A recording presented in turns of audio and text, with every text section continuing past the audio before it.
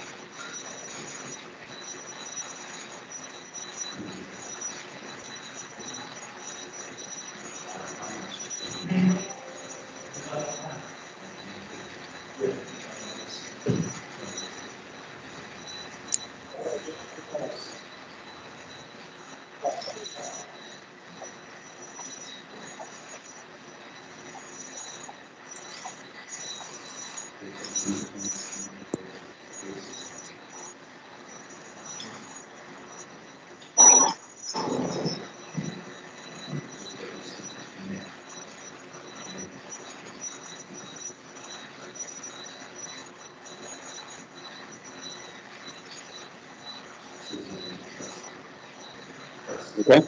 Okay. Okay.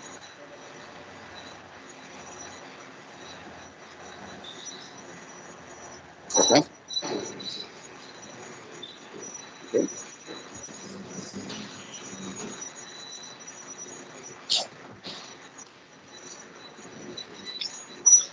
Scientific student.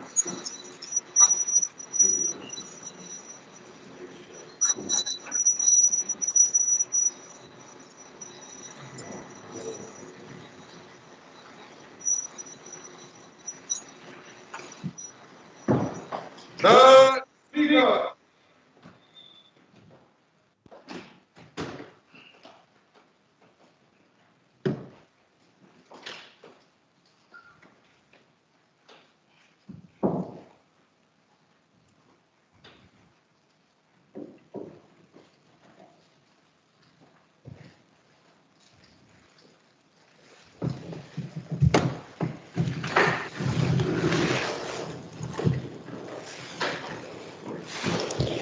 Masithandaze.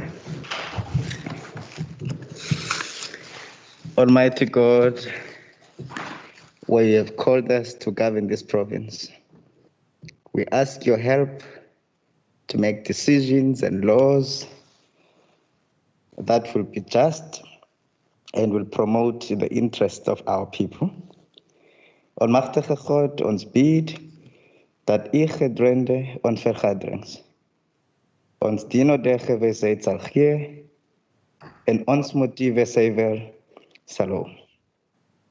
En dat u ons sal help om ons tekortkominge te oorkom. En al ons besluite aan u op te dra. Sikelela Nkosi ilizwe lethu nabantu bayo. Umisele Nkosi kulunga kwiphondo lethu. Nkosi sikelela iAfrika. Gcina abantwana bayo. Khokhela Nkosi inkokheli zayo. Inike uxolo Nkosi Africa. All this we beg in your most holy name. Amen. You may all be seated.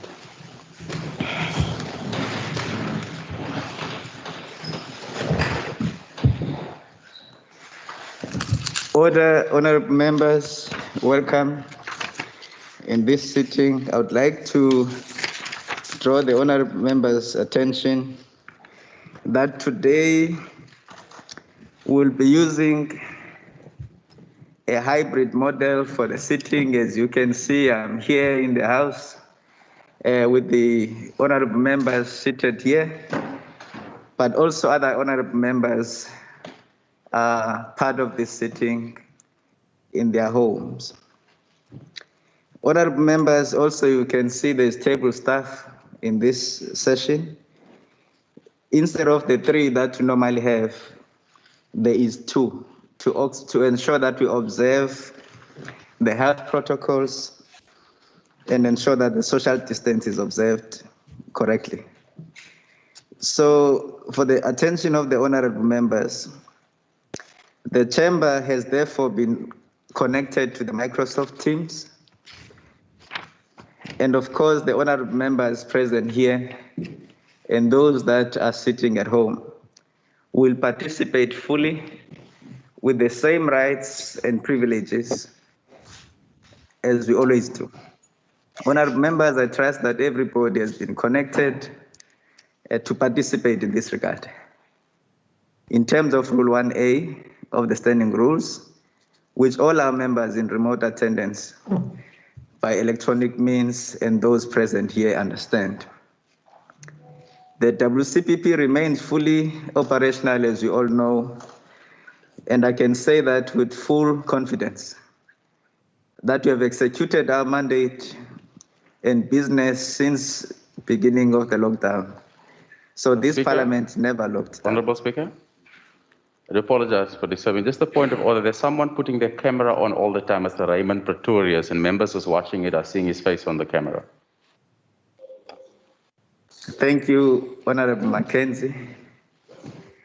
I would like to draw the attention of any other person who is not a member of the House to please refrain from activating their cameras and microphones.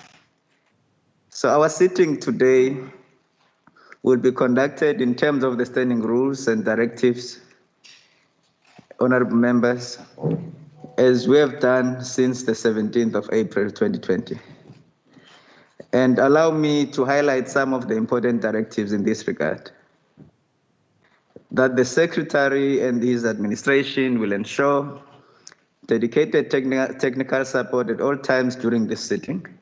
The quorum requirements for this sitting are as provided for in the Constitution and the standing rules. Honorable members, unless there is an indication of unanimous concurrence, voting will take place by members present and entitled to vote to cast their votes by clearly identifying themselves to the presiding officer, verbally expressing their votes. Members who are present both here in the chamber and in the Microsoft Teams have, as I indicated earlier, all the privileges and immunities imparted by law. Honorable members who are considered to be out of order by the presiding officer, microphones will be muted and the honorable members will be called to order. Attendance of members will be recorded by the Sergeant at Arms. Honorable members, the Sergeant at Arms and the compliance officer appointed in terms of the relevant disaster management regulations will ensure that we comply with the health and safety requirements. Honorable members who are in the chamber are requested at all times to maintain social distancing and wear their face masks. This makes it easier for us to receive the necessary support that we need in case of any eventuality. that we don't subject ourselves to unnecessary risks and exposure. But this may mean that honorable members may have to speak a bit louder than the usual in order to be audible. I'm sure you can hear me. I'm wearing my mask.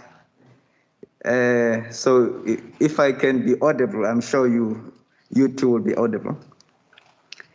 In instances where these directives do not cover a particular eventuality, the standing rules must apply. And in instances where the rules cannot be applied, the ruling by the presiding officer is final. Commendable that local labour was incorporated. It's regrettable that the municipality failed to adhere to Who's the talking? due to their Honourable members, as I indicated, that in instances where the rules cannot be applied, the ruling by the presiding officer is final. Members, all microphones now have been muted for the purposes of this sitting. So for the honourable members who are participating in this sitting of the House via the Microsoft Teams, you are requested to please use the raise hand functionality. I know there are some members who said they are using a cell phone and it does not have it. You just indicate in the chat room, then we'll be able to pick up your wishes to speak or participate. And when you desire to raise the point of order, you do the same as we've done, but also we've allowed members to raise the point of order easily through this platform. Honourable members, I would like to bring it to your attention that for those of us who are present in the House who wish to raise the point of order, you may address the presiding officer directly. Honourable Mitchell, you're here. Honourable the leader of the opposition, you are here. And Honourable Kama is here, and Honourable Mackenzie is here. So you don't have to press that button in the computer. You can address me, and Honourable Batman, and of course the Minister of Finance. I also wish to say to the honourable members that your mics here, they will work when you press them, but if you don't use them, don't press it. Otherwise, it will create confusion in the system. The media have already indicated that please, let us just observe the process and the deliberations here. Don't participate. Otherwise, we are going to remove you from the meeting, and that's not what we want to do. For the purposes of this sitting, I'm requesting that honourable members be sensitive to the language question, but we have made provision for the sign language, Honourable Minister and honourable members here, that when we say we don't have translation services, interpretation services, it is because of the limitations of the system we're using. But with this kind of an arrangement, now the sign language and the deaf community will be able to understand what we're discussing, what is being dealt with here in this chamber. And that is in keeping with the statutes of the land to respect and ensure we include people with disabilities in everything we do. Now, as ruled by the presiding officer in the sitting of the House on the 23rd of April, via Microsoft Teams, any interjections, honourable members, is not allowed. And this then also allows me to draw your attention as well to rule number 40 of the standing rules, that you must try and make sure that the honourable members, as they speak, there is no running commentary, because then that disturbs the entire system and it may collapse the meeting. Thank you, honourable members, and welcome again. I recognize the Chief Whip. Thank you, Mr. Speaker. Notwithstanding the provisions of Rule 20, subsection 1, I move that precedence be given to the order of the day. Thank you, Honourable Chief Whip. Honourable members, are there any objections to the motion? No objections. Motion agreed to. Honourable, the Leader of the Opposition. Thank you very much, Speaker. Your mic. I'd just like to salute you for arranging this hybrid session. What I just want to ask is that normally when we attend the session, we have the order papers and the question paper on the table. Is there a ruling in that regard? Because I actually have not noticed that those are tabled. Could you just indicate or clarify for us? Thank you. Thank you, Mr. Honorable the Leader of the Opposition. Mr. Secretary.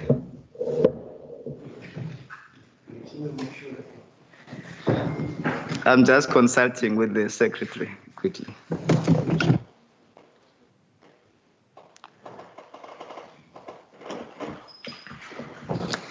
Thank you, Mr. Secretary.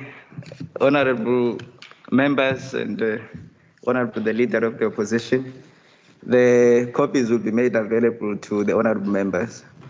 What I would like to request, though, honorable members, we all have a hand sanitizer. Please, honorable members, we are in the middle of a catastrophe. So let us preach and practice what we preach. So you've got that, and please, when you get the paper that you're gonna get, the person that delivers them will be wearing the gloves. I'm sure they are wearing gloves, so that there's no contact between yourself and the paper. Does it make sense, honorable members? So I'm just talking to the honorable members in front of me, honorable members who are in the MS team, so that we respect the process. As a result, we're not gonna have the glasses here today. Each honorable member received the bottled water and the hand sanitizer, so we are all safe here. Let us utilize the systems that are here before us. Now let us proceed. Mr. Secretary, on the order of the day, on the order of the day, we're going to proceed. Introduction and first reading, Western Cape Adjustment Appropriation COVID-19 Bill 2020-2021 financial year, B4 2020. Thank you, Mr. Secretary. Honorable members, now I recognize the Honorable Minister of Finance.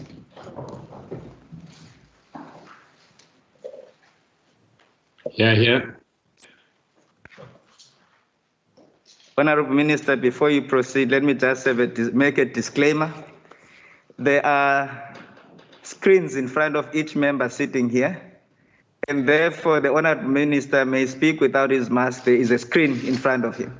And all of us have got screens. I choose to wear the mask for now because I can, but each one has got a screen in front of them, so we may proceed.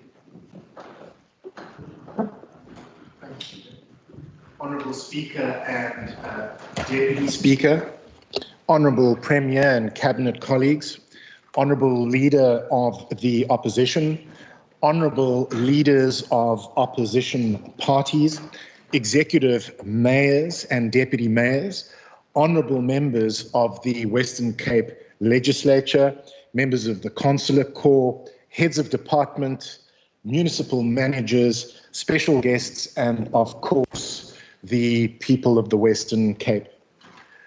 We could not have imagined the size and the ferocity of the storm on the horizon when we tabled the main budget in Parliament. When the main budget was tabled, we committed to supporting the Health Department should COVID-19 reach the Western Cape.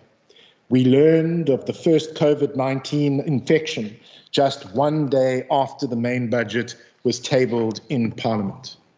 When the storm hit, its size and ferocity were beyond anything we had experienced before in the Western Cape. We now have 86,372 people who have been infected, 71,491 people who have recovered, 1,622 people who are in hospital, and regrettably 2,746 people who have died as a result of COVID-19 in the Western Cape.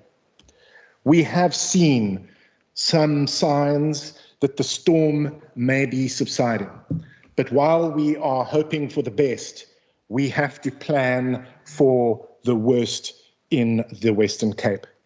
We have a plan and we are executing that plan, which is why we are tabling a budget to beat COVID-19 in the Western Cape today in this Parliament, which supports the immediate health response, humanitarian response, and economic response in the fight against COVID-19 in the Western Cape. Speaker, what government and the people in government have achieved in the fight against COVID-19 is nothing short of extraordinary in the Western Cape. We have from the start followed an evidence-based and data-led approach to the fight against COVID-19 in the Western Cape. We have built 3 temporary hospital facilities capable of providing 1,248 beds. We have built 19 testing and triage facilities, with 7 more due to come online in the Western Cape. We have provided 41 quarantine and isolation facilities capable of providing 4,766 beds.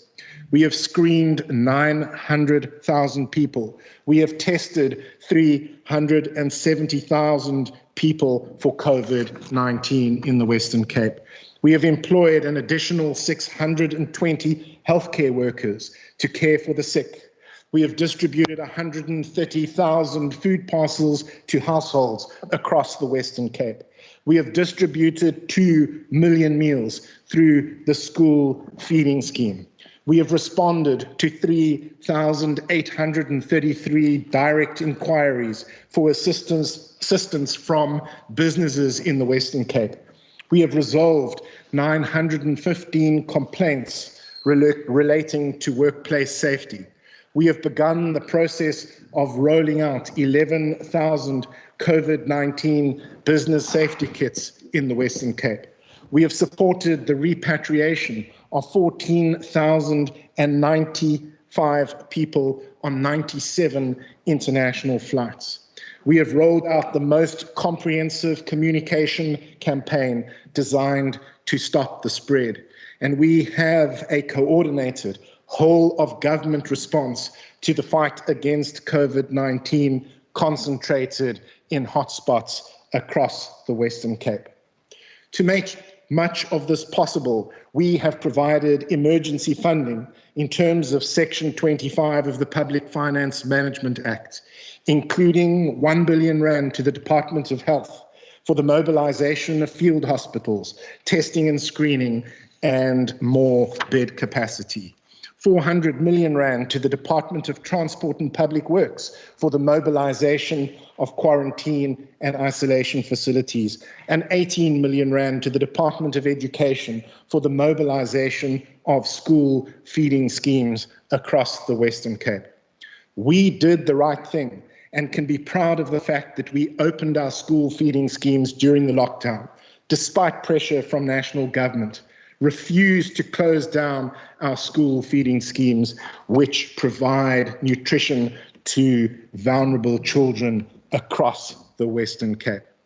However, this is not all, because government and the people in government have been innovative, finding new ways to deliver services more efficiently, including our innovative bed bureau system, the first of its kind in the country, which allows us to monitor and track in real time the availability of beds throughout the healthcare system.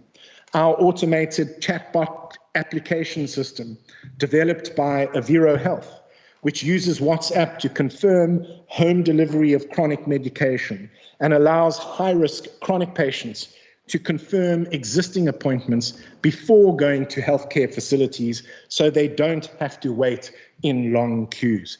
Our partnership with Uber, which delivers chronic medication to community healthcare workers who then distribute it directly to patients' homes. And our sophisticated data system to track COVID-19 infections, which makes information publicly available on the COVID-19 dashboard on our website and provides a model that can be applied to the management of other diseases in the Western Cape. We could not have done this without strong partnerships with the private sector and with non-governmental organizations. But what government and the people in government have achieved in the fight against COVID-19 is nothing short of extraordinary in the Western Cape. Speaker, when the Minister of Finance, Tito Mboweni, tabled his supplementary budget on the 24th of June 2020, he described his primary fiscal objective as closing the mouth of the hippopotamus, or reducing the difference between revenue and expenditure in order to stabilize national debt in South Africa, which is not surprising, given the fact that national debt is set to explode to 3.97 trillion rand, or 81.8% of GDP in 2020-21. What this means is that debt service costs will skyrocket to 236.4 billion rand in 2021 in South Africa, which, to put that figure in context, is about 3.5 times the size of the provincial budget in the Western Cape. We are facing a pandemic which is not only costing lives, but is also costing livelihoods. We have not been spared and now estimate we will lose 10.2% in gross value add, lose 720 million rand in revenue, and lose an estimated 167,000 jobs in the Western Cape. Speaker, when President Cyril Ramaphosa opened the Hospital of Hope at the Cape Town International Convention Centre, he was clear that cost is not the issue when it comes to the fight against COVID-19 in the Western Cape. However, when the Minister of Finance, Tito Mboweni, tabled the special adjustment budget, the provincial budget was effectively cut at the point of greatest need by 113.1 million rand in the Western Cape. Yes, the HIV, TB, malaria, and community outreach grant was increased by 552.2 million rand to support the fight against AIDS, the fight against COVID-19 in the Western Cape. But the increase was financed principally by cutting the Human Settlements Development Grant, Education Infrastructure Grant, and Provincial Roads Maintenance Grant in the Western Cape.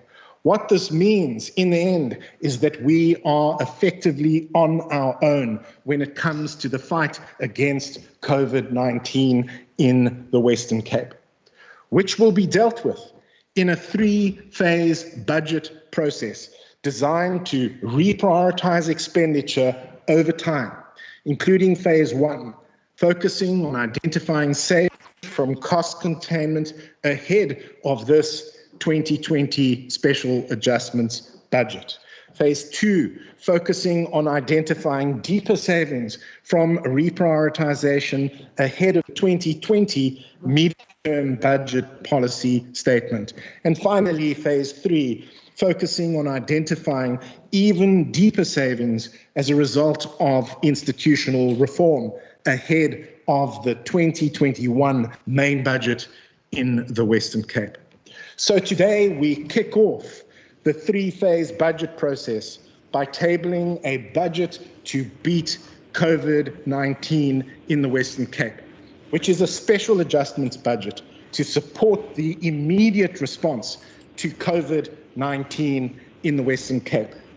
We have worked hard to mobilize every cent available and have allocated 3.05 billion rand to support the fight against COVID-19 in the Western Cape.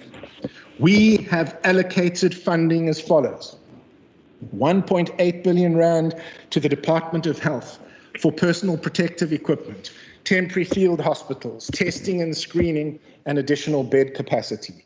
400 million rand to the Department of Transport and Public Works for the hiring of venues and the purchase of services for quarantine and isolation facilities. 310 million rand to the Department of Education for personal protective equipment and the sanitization of schools.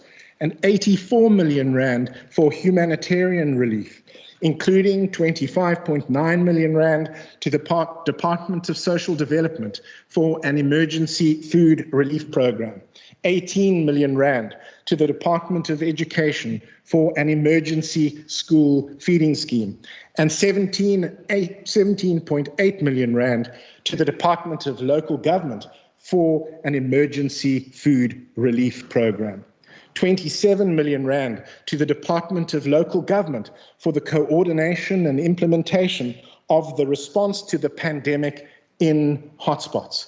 14 million rand to the Department of Economic Development and Tourism to support small businesses, workplace safety, and the screening of passengers at George Airport. And 12 million rand to the Department of Social Development for personal protective equipment and operational support to old age homes and early childhood development centres across the Western Cape.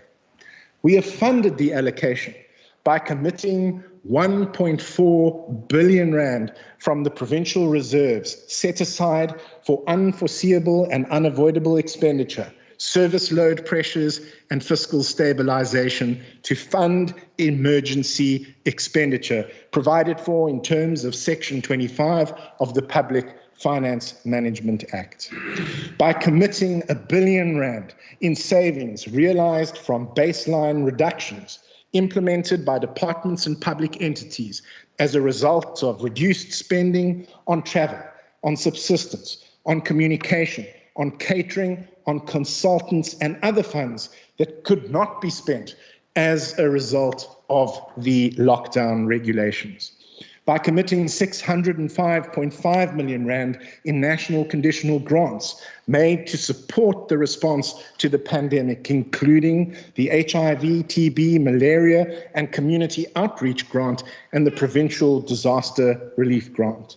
And by committing 27.2 million rand in funds rolled over or retained during the 2019-20 financial year in the Western Cape, which results, after taking into account reductions in national conditional grants of 665.3 million rand and baseline reductions of 1.2 billion rand, in a net upward adjustment to the main budget of 1.1 billion rand in the 2020-21 financial year in the Western Cape, which leaves us with 376 million rand in the provincial reserves for unforeseeable and unavoidable expenditure, which is the minimum required to mitigate further disaster-related risks in the 2021 financial year in the Western Cape.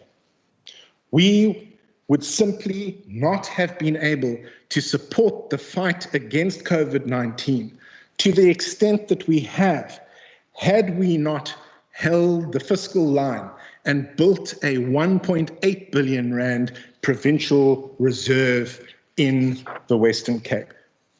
We still, Speaker, have a significant fiscal mountain to climb, and going forward, we will have to put in place new measures to limit spending, especially on compensation of employees, by ensuring that the only vacancies that are filled are critical vacancies in departments and public entities, and by maintaining or extending upper limits on spending when it comes to compensation of employees in departments and in public entities in the Western Cape. Speaker, we have invested significant amounts of money on personal protective equipment for staff on the front line of the fight against COVID-19 in the Western Cape. We must, of course, be vigilant because there are always risks.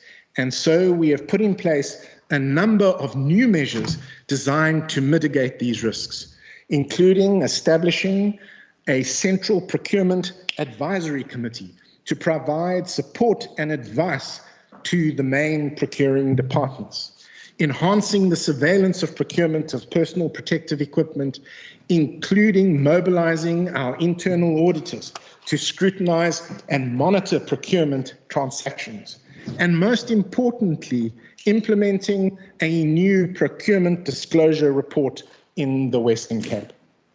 We are pleased to announce that for the first time, we will begin making public regular, standardized, automated reports on a monthly, quarterly, and annual basis on the procurement of personal protective equipment in the Western Cape.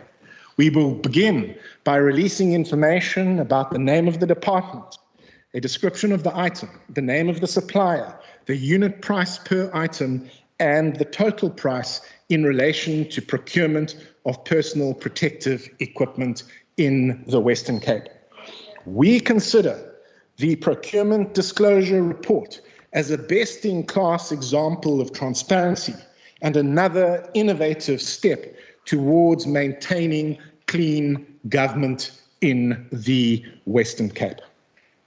Speaker, we know that municipalities have experienced major revenue shocks as a result of the COVID-19 pandemic in the Western Cape.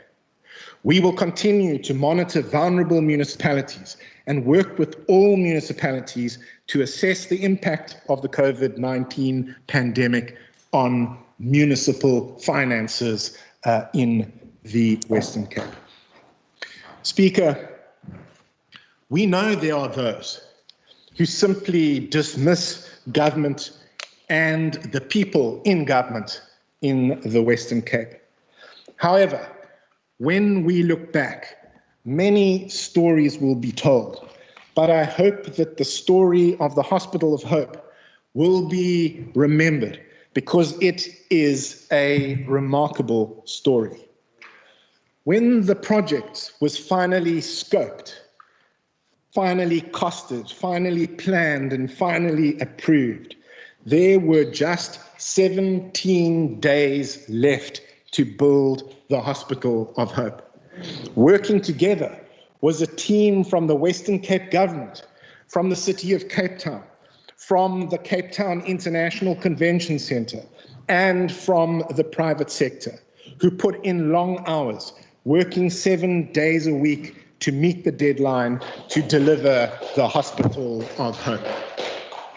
What many of us do not know is the team's design and built on the move, mocking up bed pods on the one side of the hall while building bed pods on the other. And what emerged in record time as a result of this team effort was an 850-bed temporary hospital called the Hospital of Hope. There is a point of order. Will you please take your seat? Honorable, the Leader of the Opposition. Your microphone, Honorable Member. Thank you, Speaker. I would just like to ask whether the MEC would take a question in regard to the Hospital of Hope. Thank you, Honorable Minister. Will you take a question? No, I will not take a question. I have a speech to complete. Thank you, Honorable Minister. You may proceed.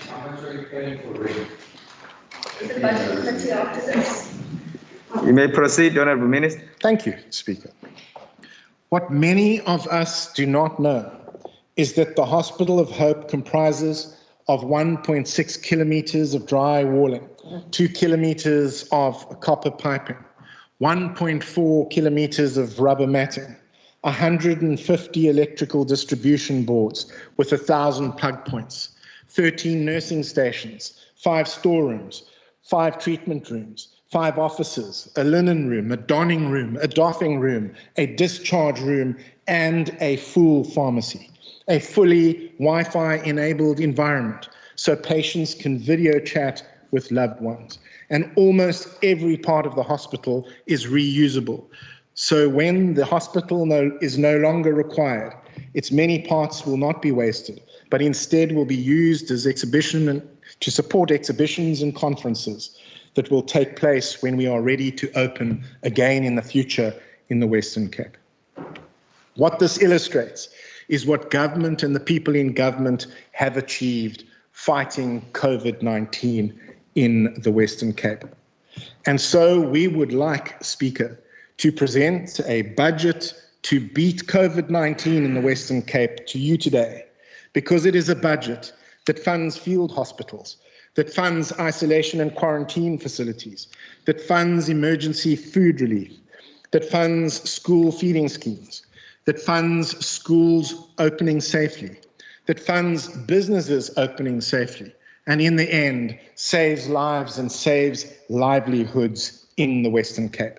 So now I wish to table the Western Cape Adjustments Appropriation COVID-19 Bill, the first adjusted estimates of provincial revenue and expenditure 2020, the draft provincial notice on amended allocations to municipalities, and my speech for discussion and deliberation and debate by this Parliament. I also wish to thank David Savage, head official of the Provincial Treasury, together with Team Finance, for all the hard work, especially through weekends, which does not go unnoticed, and in which is much appreciated by myself and by members of the Cabinet in the Western Cape Government.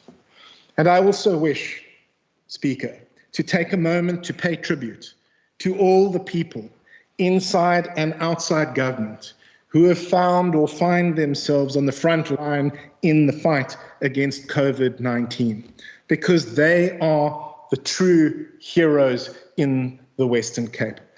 We salute you. I thank you.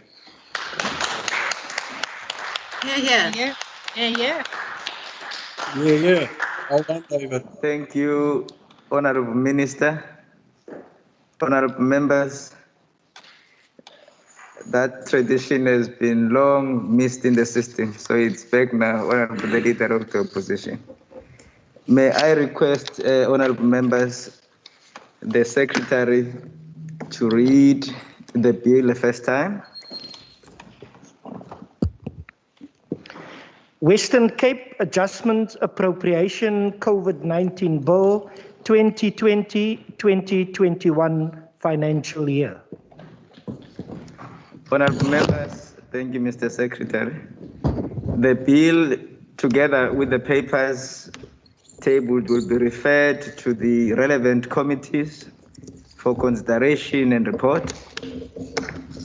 Thank you, honourable members.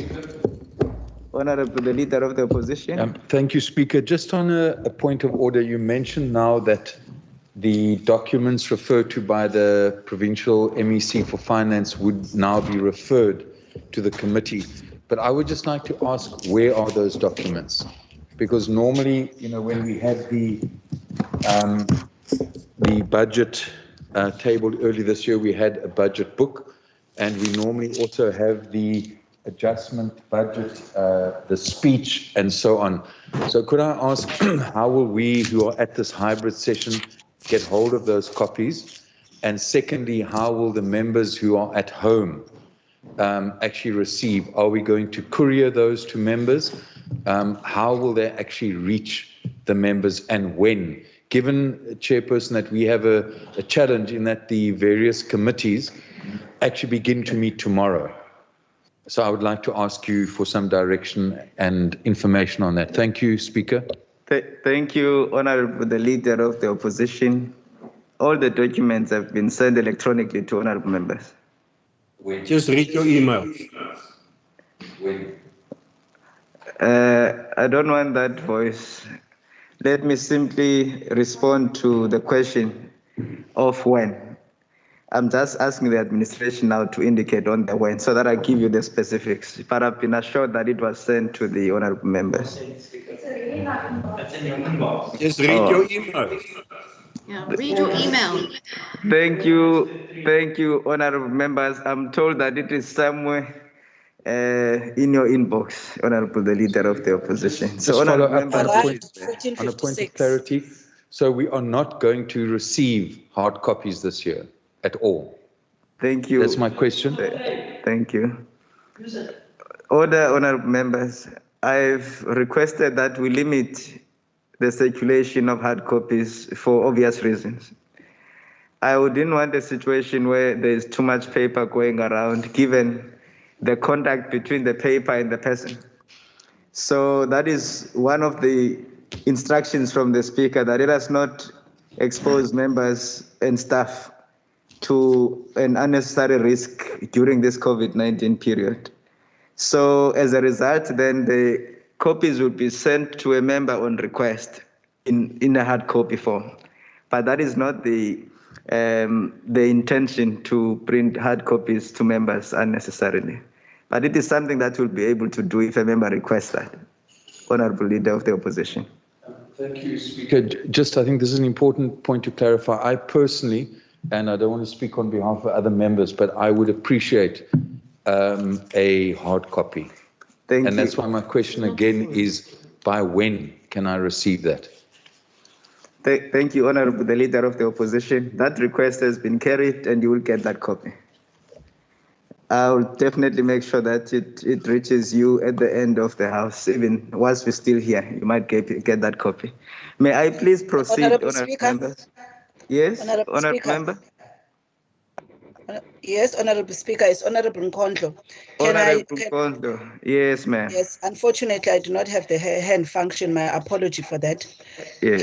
Can I make a request that, like a member Dagmo, I would request a hard copy, and would have appreciated that when that decision was made by the Speaker, at least it would have been communicated, same through an email, so that those that would request these books, we help in the processing, because now we are going to have a meeting and tomorrow we're starting with the debates of the different votes. So whilst I appreciate the rationale behind it, but I think it would have helped also to provide us that right, to make the decision that we would be able to get these books on time. Thank you very much.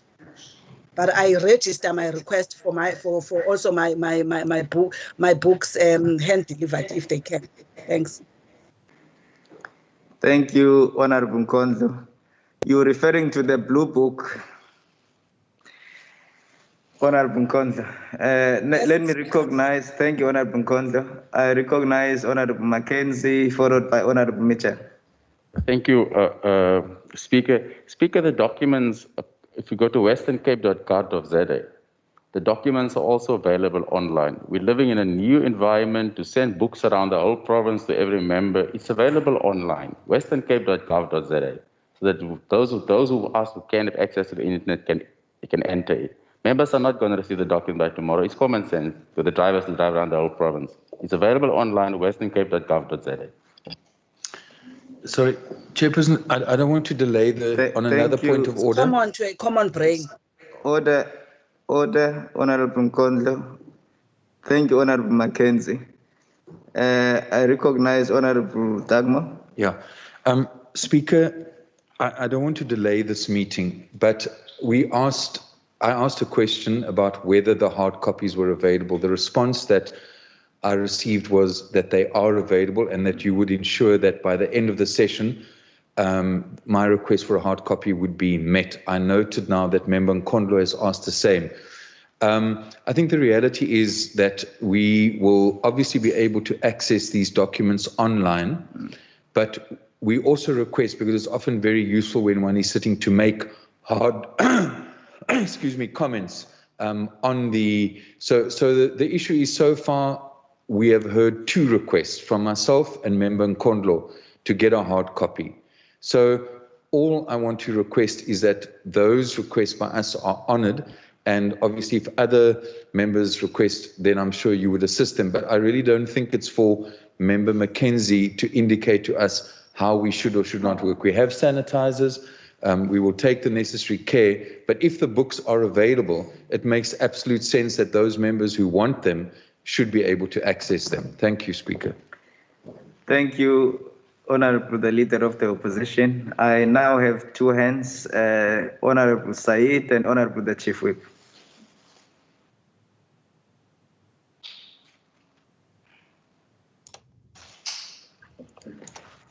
Honorable Said. Oh, no, Chair, it's fine. I'm sorry, my hand was up incorrectly. Sorry, Chair. All right, I've lowered it for you, sir. Thank you. Honorable Chief Whip. Thank you, Mr. Speaker. The matters that are being raised are regarding the standing committees and budget committees that could easily be raised after the sitting or electronically on email or via phone call to the administration. I don't think that they should form part of the sitting, and I humbly request that we proceed with the orders of the day. Thank you, Honorable Chief Whip. I would like to carry that suggestion, the proposal that you are making, with the understanding to the honorable members that the arrangement for those members who are able to come through in the building, the copies may be made available, but we're not going to go around the province to deliver them to homes of members. So that is the position that I am making here, so that we understand that. May we now proceed to the interpellations, honorable members. We have one interpellation by Honorable Xhego to Honorable Minister of Local Government, Environmental Affairs and Development Planning, Honorable Minister Bridell. I now recognize the Minister. Thank you, Honourable Speaker. Thank you to Honourable Member Xhego for the interpellation. Currently, the Western Cape Province, there is a memorandum of understanding concluded between the Minister of Local Government, Environmental Affairs and Development Planning and the Minister of Finance, including Provincial Treasury, in which the parties have agreed that the Minister of Finance will take responsibility for all municipal financial matters, whereas the Minister of Local Government will be responsible for, amongst others, all municipal governance and service delivery matters. Premised on the said agreement, a joint working group has been established between the Provincial Treasury and the Department of Local Government to collaborate in support of local governance and sustainability.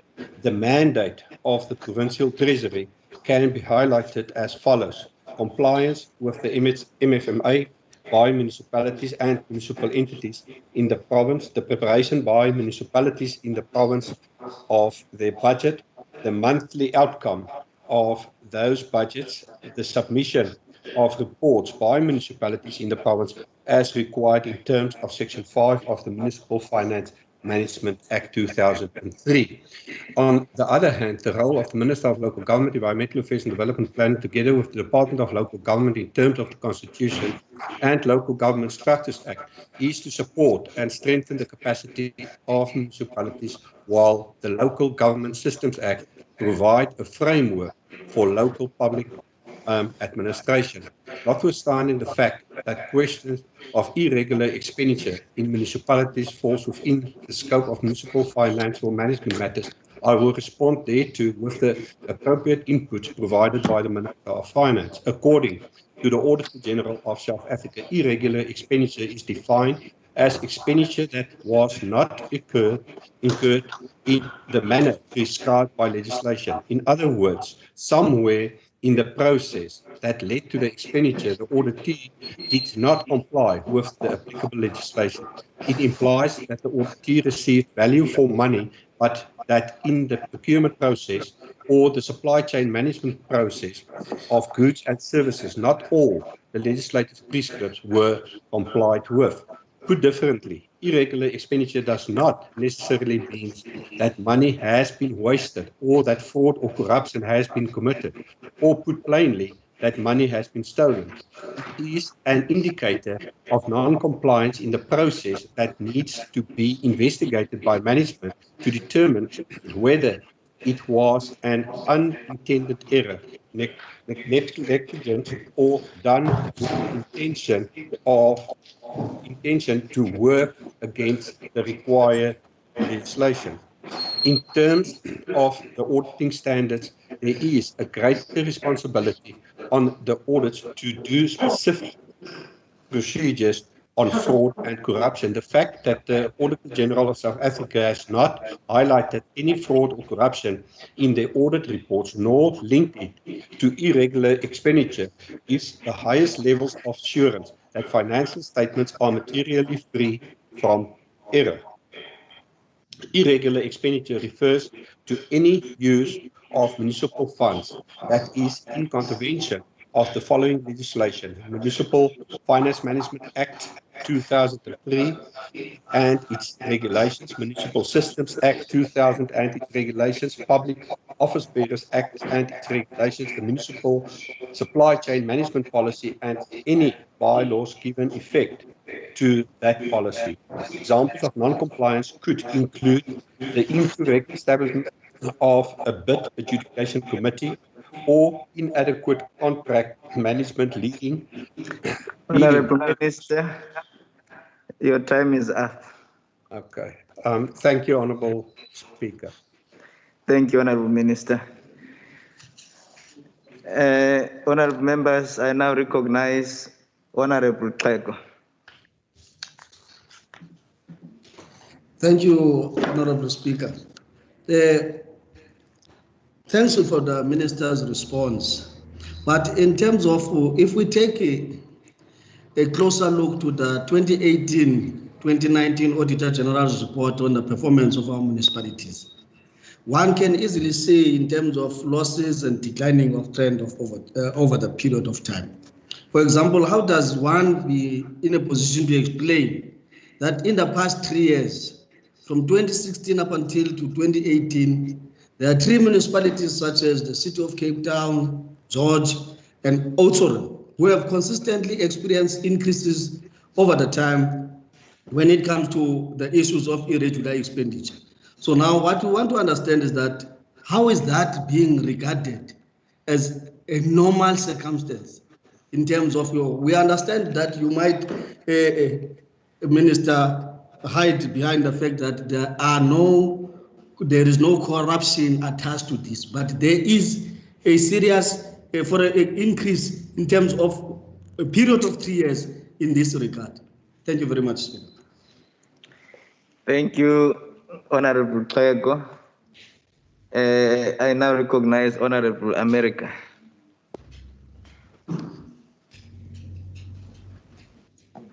Your mic, Honorable America, is compromising you there. My apologies, Speaker. You're most welcome. The matter at hand is that irregular expenditure has occurred and not wasteful and fruitless expenditure as being perpetrated amongst our municipalities. The Minister, Speaker, has distinguished the difference between irregular and wasteful and fruitless expenditure. I can categorically state, and it was supported by a presentation of Provincial Treasury, that no fraud and corruption were detected in those municipalities where irregular expenditure occurred. Where it did happen, and it was detected, in most of those instances, it can be attributed to the fact that in the process of the procurement of goods and services, the relevant processes and legislative framework were not always strictly followed. Needless to say, all of those instances, value for money was obtained. Speaker, it is to be noted that it is premature on the part of Honourable Tlego to judge any of the municipalities where such irregular expenditure occurred. The committee, the standing committee, further requested information from Aid's office that will provide us greater clarity to the nature of the irregular expenditure and where it occurred. Therefore, we should not stand on the rooftop and condemn the and municipalities prematurely. Thank you, Speaker. Thank you, Honorable America. Your time was spot on. 2 minutes sharp. I now recognize Honourable Member Heron. Thank you, Speaker. Speaker, the Minister is reported to have said that unqualified audits show that taxpayers' money is going where it's meant to go and not to lining the pockets of friends and families of politicians or corrupt officials. And audits can be valuable tools, but they certainly don't tell us everything. Steinhoff and VBS have already shown us this in the private sector, and we see it in the public sector too. They don't show us how the George Executive Councillor for Finance orchestrated the unlawful investment of 350 million rand of municipal funds so his son could get a massive commission. The audit outcome certainly doesn't show us if a political party does shared in nothing that because it's his friend. Even harder to audit than these kinds of kickback payments are issues around land value. Land is a new currency of corruption. An unqualified audit will never tell us why a government discounts land it sells or overpays for land it buys. Finding out who benefits from these discounts or inflated purchase prices is not easy. The unqualified audit doesn't show how the city of Cape Town gave a massive 140 million rand discount to a developer when it sold prime city centre land known as Site B on the foreshore to Growth Point. 140 million rands that have never been recovered. An unqualified audit doesn't show millions of rands of taxpayers' money in Oudtshoorn, money earned from rent and landing fees at the municipal airport, were, with the knowledge of the former speaker and now incoming mayor, being diverted to a private trust account instead of being paid to the municipality. For at least 7 years, this money's been lost, sitting somewhere in someone's account. I hope the minister will tell us how much is in the Oudtshoorn Trust Fund, who's been in charge of the trust fund, and why since 2013 it has never been paid to the municipality. I hope the minister will explain why the DA retains an executive councillor for finance in George when the evidence of financial misconduct is overwhelming. Whilst we know audits do not show everything, what we can see from these examples is that if you know how to game the system, audits can be used to show nothing at all. Thank you, Speaker. Thank you. Thank you, Honourable Heron. I saw that you were 2 seconds beyond time, so I allowed you to enjoy that 2 seconds. Speaker. Now, Speaker. Honourable, the Leader of the Opposition, is that a point of order? Yeah, on a point of order, Speaker, is it parliamentary if one is particularly impressed by a speech that someone has made, like Member Heron? Is one allowed to indicate that you are? Point of order. Thank you, Honourable, the Leader of the Opposition. Thank you, Honourable Members. I'm sure that was just a political statement. May I please, at this stage, Honourable Members, I saw there was a hand up, but Honourable Pego, you still have an opportunity to speak. Did you want to raise a point of order? Yes, it was a point of order, Speaker. I also have Honourable Marais. I will recognize you, sir. Honourable Pego, what's your point of order? Oh, I have noted with dismay, Speaker, with the manner on which there is regular interruptions from the virtual lines that result in us failing dismally to hear what this happened when the minister was speaking, and it also happened when the Honourable America, we almost heard nothing. That is coming from the virtual platform, of which in your opening, you've made it clear that there should be no interruption from our side. So it will not be justice in terms of us now responding to whatever is being said because we can't hear anything. There is a very bad echo that is coming. Thank you, Honourable Pego. You are indeed assisting the Speaker. I will ask the Honourable Members to observe the directives as we agreed upon, all of them, on the 17th of April. So I'm going to raise it to the Honourable Members whenever this occurs. Thanks for bringing it to my attention. At this stage, I would like to also acknowledge Honourable Marais. Do you have a point of order, Honourable Marais? No, sir, I don't have a point of order. I just saw it in interpolation. I thought I could enter the discussion, but I see it in interpolation. Thank you, Honourable Marais. Now, your hand, I will lower it for you, sir. Thank you. I now recognize Honourable Members, Honourable Christians. Thank you, Speaker. Thank you very much. Speaker, the point is not, I think we all understand what is wasteful and fruitful expenditure compared to irregular expenditure. The question is that the AG, Mr. Kimi Makwetu, said that contracts without the correct due processes continue. So what we need to know from the minister is who is the guilty parties, who are the culprits continuing to award contracts without following due processes. We would like to know who's the guilty parties, because that is one of the problems that the Auditor General pointed out. But another section that he's pointed out, he says it continues all the time. It continues. And we want to know from the minister, and I know we talk about value for money and services oriented, but if processes is not followed, it's not followed. And we know how that occurs. Somebody maybe are not authorized to give you the contract. That person gives you the contract. So there is that. It can still be contracts be given to cronies of not following the right processes. So the minister must tell us who's the municipalities, who's the culprits, who's the guilty ones that continue to awarding contracts without following due processes. And we know that when we talk about irregular expenditure, we talk about departures from the prescribed regulations. Is there municipalities that persists? And I know the minister said now that the Minister of Finance is looking at the financial aspect and provincial treasury. But we want those municipalities pointed out and tell us if they continue with it and bring that to the House. Because there is municipalities in the Western Cape that does excellent work, but we will have to sort out these black sheep moving forward. Thank you, Speaker. Thank you, Honorable Christians.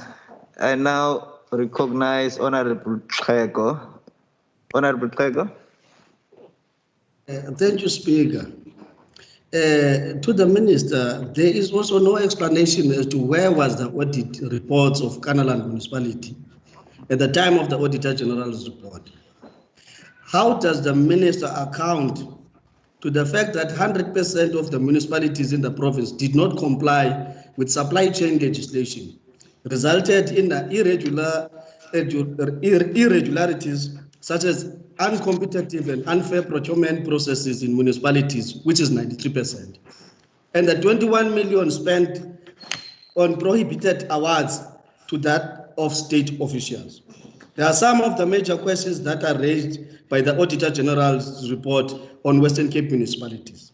However, the Minister's response on the assertion, what is the Minister's response on the assertion that the Auditor General has said the money wasted on irregular expenditure in the provincial municipalities would have been better utilized if they were spent on the housing provision in order to abate the housing crisis that continue to engulf our province? Thank you, Speaker. Thank you, Honorable Trego. Honorable members, I now recognize the Honorable Minister. Thank you to Honorable Keiko, and thank you to Honorable members for their participation in the interpellation. Honorable Arend, I have said that a clean audit is important, but it's one of the mechanisms to measure.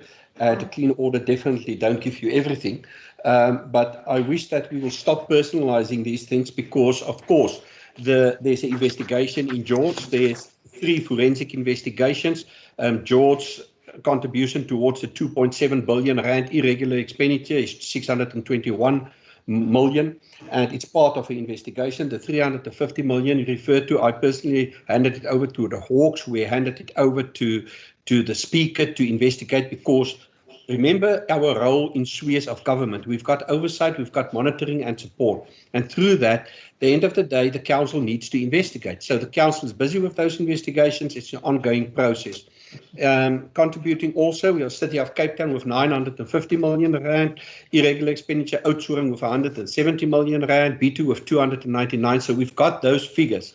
In total, the increase in irregular expenditure went up for the financial year 2017-18 to 2018-19 from 24.38 billion nationally to 32.06 billion. So it's a problem nationally for all of us, and we need to take it seriously. And between the departments, myself and Provincial Treasury, we put measures in place to see how we can curb and how we can deal with this.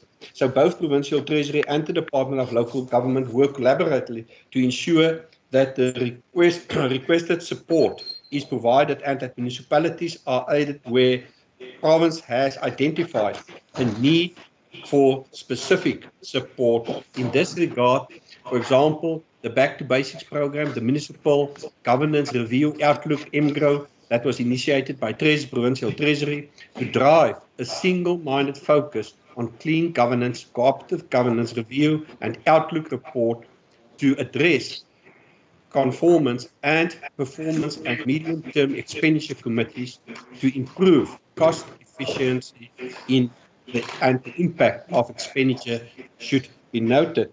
Now, it's also important to speak to where should that money go. It's not for us to say. There's also services that we can spend it on, like water, like housing is one of the items, electricity provision, etc. Both departments are thus constantly identifying initiatives to address challenges identified through constant monitoring to enhance municipal financial governance and sustainability of municipalities. In conclusion, I have already requested that a detailed analysis of irregular expenditure be undertaken with the view of developing support initiatives and interventions to sophisticate and refine municipal financial governance. I thank you. Thank you, Honorable Minister. Honorable members, that concludes the interpellation. There will now be an opportunity for questions for oral replies. I will now recognize the Honorable Minister, which the question is asked by Honorable Tlego to the Minister of Local Government, Environmental Affairs and Developmental Planning. So today, Honorable Minister, you are together, same WhatsApp group. Yep. Thank you, Honorable Speaker. Thank you, Honorable Member Teku. During the COVID pandemic, my Department of Local Government gave special attention to ensuring that the most vulnerable communities in the province have access to water. To this extent, my department, in collaboration with the Provincial Department of Human Settlement, assisted the Department of Water and Sanitation with coordinating and management of the provisions of installation of water tanks in informal settlements in order to increase access to water supply to households.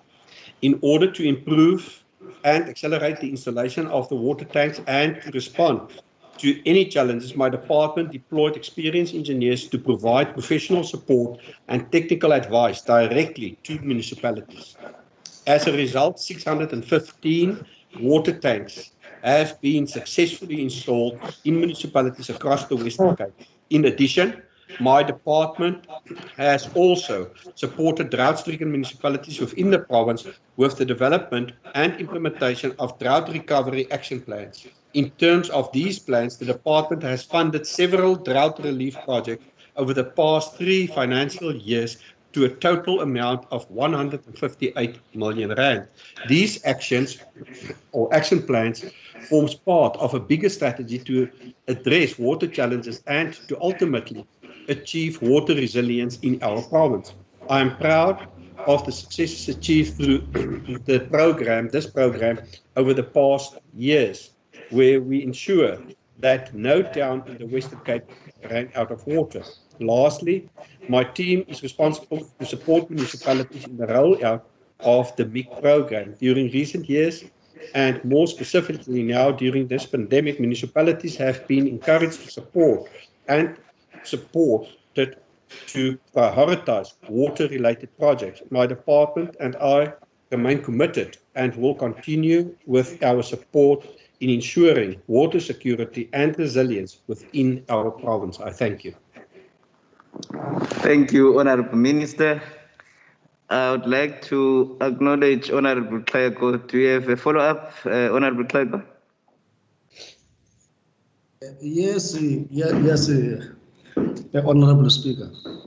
In terms of, I'm not sure if the Minister is aware that in the area of Matsikama, in Ward 1, there is a squatter camp there, an informal settlement referred to as Juju Square, that does not have access to water. They are still under this juncture getting water from formal houses, and they depend on handouts of water that is happening in that particular municipality. So I'm not sure if you depend on reports that you receive from local municipalities, or there is a physical understanding of the geographical location as to what these kind of circumstances that our people are facing. Thank you very much. Thank you, Honorable Xhego. I now recognize Honorable van der Westhuizen.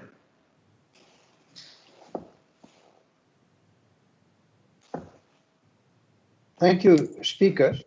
Speaker, through you, the Minister of Water and Sanitation, the National Minister Lindiwe Sisulu, appointed Advocate Terry Mutau some 2 months ago to investigate the numerous reports and findings of fraud in her department, while stating that she has found that there is a culture of non-accountability in water and sanitation.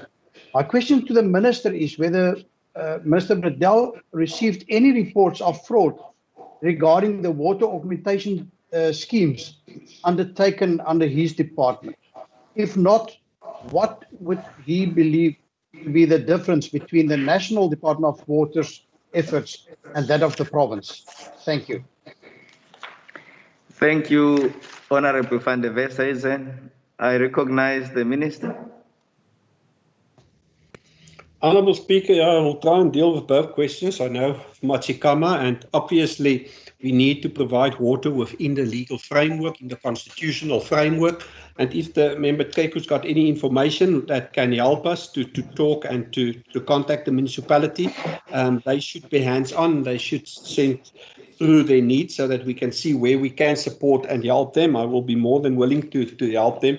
I know the Department of Human Settlements also done very good and put long effort into getting the water tanks distributed throughout this province as far as possible. But at the end of the day, you also need the municipality to work with you. So please, Member Keku, if you can just provide us with more information, we will definitely support and help where we can. Honourable Member van der Westhuizen, I hope I understand your question correctly. It is well known that there was, under the ANC management of the National Water Department of Water and Sanitation under Minister Mokoyana, there's various investigations ongoing of massive fraud and corruption within.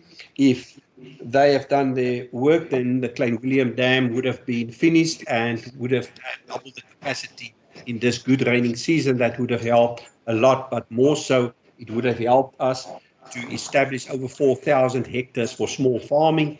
So it could have done a lot in that area for poverty alleviation, etc. And we can pull up many such projects that failed under the National Department of Water Affairs. Currently, the province work throughout the municipality, especially we've put in a huge effort in the Central Karoo area, work with those municipalities. We had also the National Department with us to look at various projects to see how we can work on long-term water sustainability within those areas. So it's an ongoing process, it's an ongoing program, and hopefully we will get better cooperation now that we've got a new minister on a national level. The two of us had a meeting already on the water issues in the province, and hopefully we will now get projects like the Klein Willem Dam off the ground. Thank you. Thank you, Honourable Minister. There is no further question as a follow-up to the first question. In the event of that, then I'm moving to number 2. Question number 2 is asked by Honourable Makamba Botja to the Honourable Minister of Health. I now recognize you, Honourable Mbombo.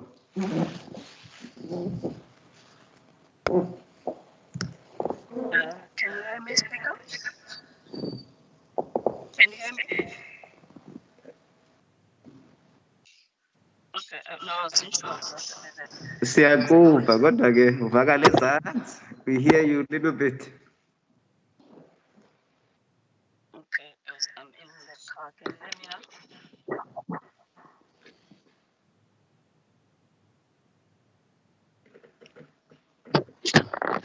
Can you hear me now? Yes, loud and clear, Honourable Minister. Okay. All right. Okay. Thank you. Thank you, honourable member, for the question. In regard to the community health workers protest, it was about the absorption of community health workers on DPSA salary level 5. 2, it's a 2,000 Rand COVID danger allowance for all community health workers. 3 is an implementation of the resolution 1 of the 2018 of the Public Health and Social Development Sector Bargaining Council resolution. And then the other parts, the fourth one was on the proper PPE and community health workers.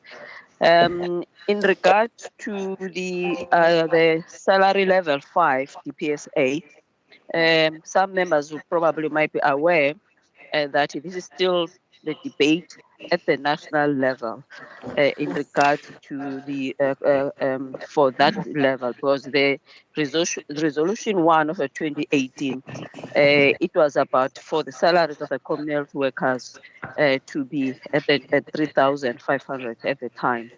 So, and also the requirements then, even for the absorption for that salary, it was based on the level of the education and also for recognition of prior learning for those who may qualify around that aspect. So there's still some discussions in regard to that, because it's not only a provincial matter, but it goes to also other provinces. The danger allowance, there's no danger allowance for any staff, from community health workers to the nurses to the doctors in regard to the COVID.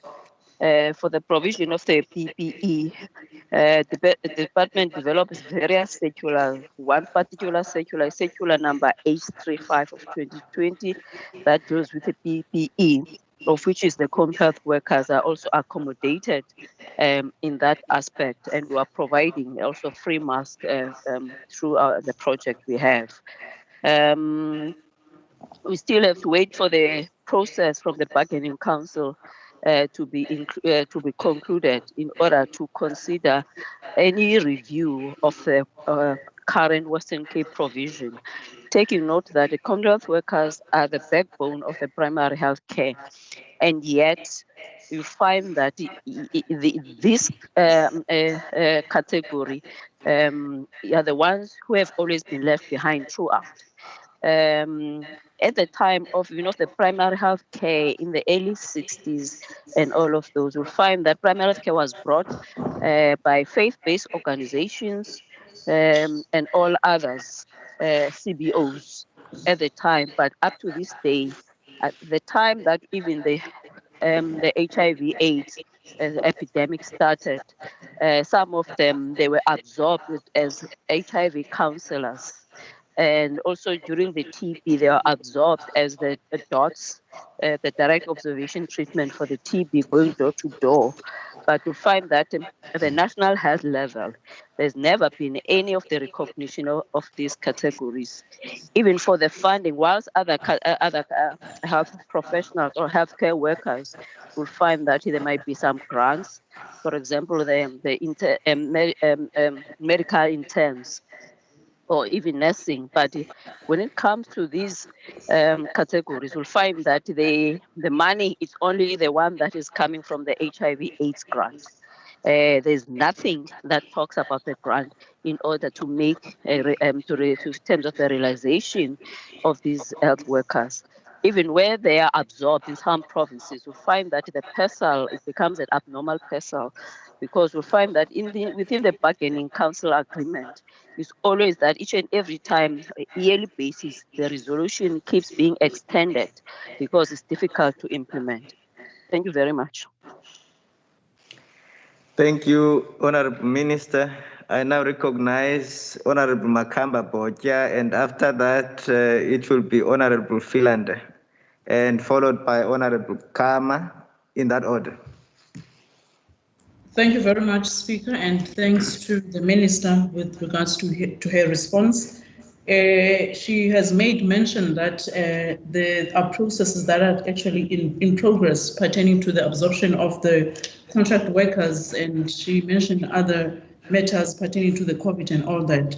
So what I want to know from the minister is the department in a position to hire some of these health workers on a permanent basis at the moment?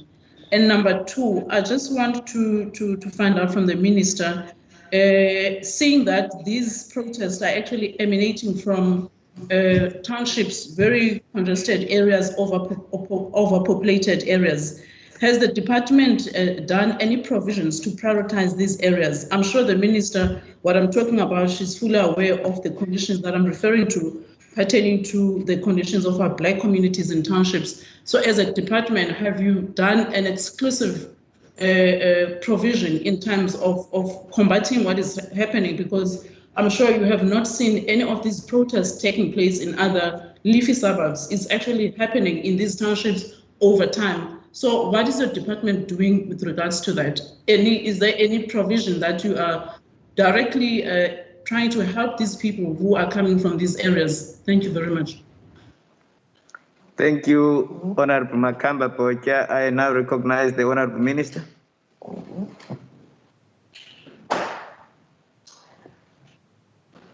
Thank you, Honorable.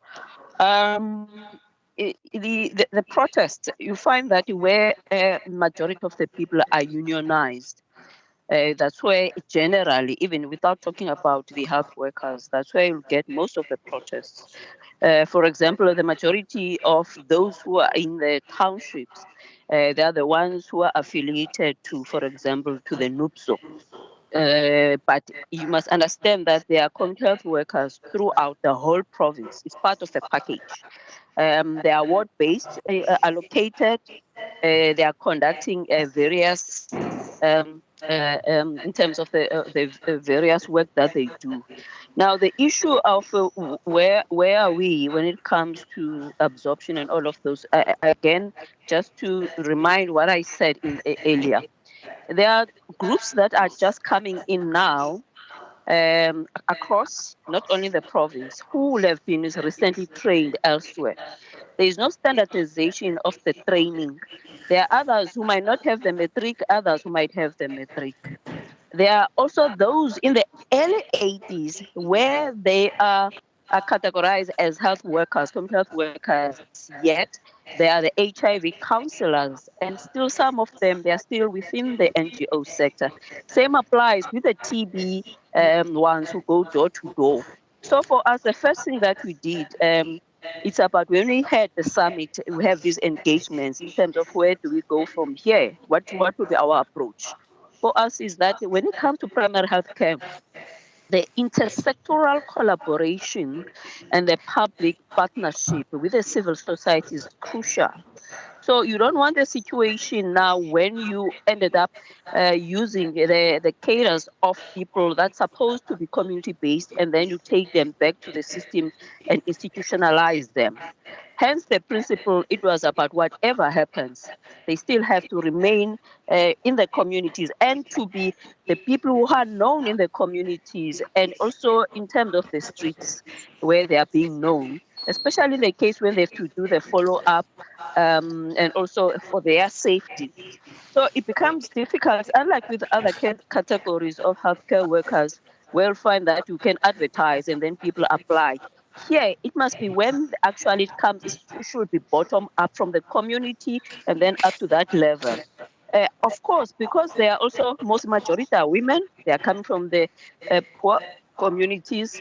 It means that also you have to look in terms of the salaries, and also because some of them, they might be in their 40s, 50s or 60s, where they might retire, but they'll retire without nothing.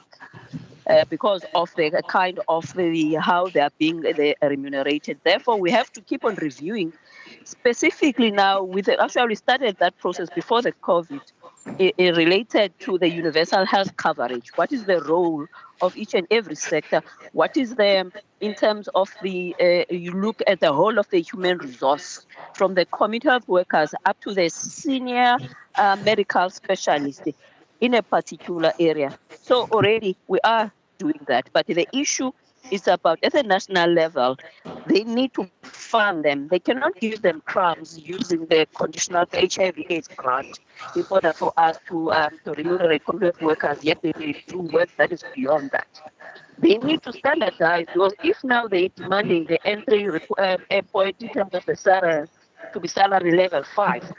Level 5 in the government, according to the GPSA, it's a minimum is metric, and yet we know there are many of them who do not have metric. Yet those people have been there before. So how do you ensure the standardization even of the recognition of the prior learning around that aspect? Because we do need them, especially we're going to universal health coverage, because some of them later, when you have the UHC, there might be as individuals where they can render the service instead of having this middleman or middle person as an NGO to be employing them, but they can do that. So that I can do home-based care or do the visit the older persons or even the cancer patients of myself. What I've been doing, pay me as a service provider. We have to look beyond that. So that's why I always say that when we talk about health, we have to also talk about the economy. We have to also talk about the jobs. The mere fact that over 4,000 people who are at that level of education, also the category that we have been able to absorb. We want to absorb more, not only in the metro, but throughout in the whole of the province. Thank you. Thank you, Honorable Minister. I now recognize Honorable Philander. Thank you very much, Speaker. Through you to the Minister. Thank you, Minister. You have touched on some of the points. In terms of recognition of the community healthcare workers, does in actual fact the national system, does it recognize community healthcare workers? And in the same breath, Speaker, as the request from community healthcare workers was to be permanently employed with benefits, who is ultimately responsible to make such appointments should it be possible? Thank you, Speaker. Thank you, Honorable I didn't hear that part. Sorry, I didn't hear the first part. I hear the order who's going to be the responsible. What was that? Sorry. Thank you, sorry, Honorable Minister. Honorable Philander. Thank you. Through you, Speaker, Minister, as a request was made by the community healthcare workers to be permanently employed with benefits, who is ultimately responsible for making such appointments should it be possible? Thank you, Honorable Philander. Yes, all right. Thanks a lot. It's part of the bargaining council, because all these are discussed even at the level of the network in terms of the unions and also with the business sector and all of those. Because remember, the issue of the 3,500 remuneration, it was finalized in 2018 June, and then also was extended because it became difficult to be applicable, because it meant that for those who were earning lesser and also working less than 40 hours per week, and therefore it was about to give them the 3,500 and then they work 40 hours, yet they will have been working probably maybe 2 days, half a day per week, because it means that actually they're not benefiting. Or you could probably give all of them that amount, irrespective that they don't even have the metric, because the requirement they talks about the metric and also the recognition of prior learning. But it means that you have to decrease the number, because it's not properly funded, it's not adequately funded. So if you were at the time, I recall, I think we had 3,500 and something at the time. So you decrease them when you need more, actually more than the 3,500, especially in the rural areas, where you find that the people are unable to go now and again to a clinic. And there's no need for that because they have to walk distance because of the public transport. We rely on the community health workers. So do you decrease them in order to meet up the 3,500 and then also make them work more vis-a-vis? So it's part of the bargaining council that is happening.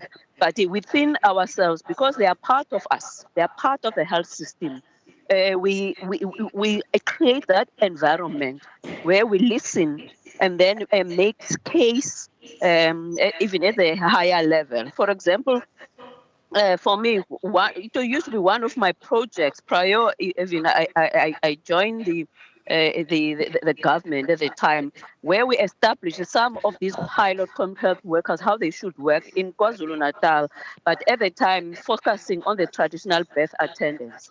So what I'm trying to highlight that there is no way we could be able to strengthen primary health care without home health workers. However, because of the spheres of government, where there are some of ways most of these are discussed at a national level, and also through their unions at the bargaining council, which will affect even for those who are not necessarily part of the bargaining council. So it's a whole set of things. Thank you. Thank you, Honorable Minister. I now recognize Honorable Kama.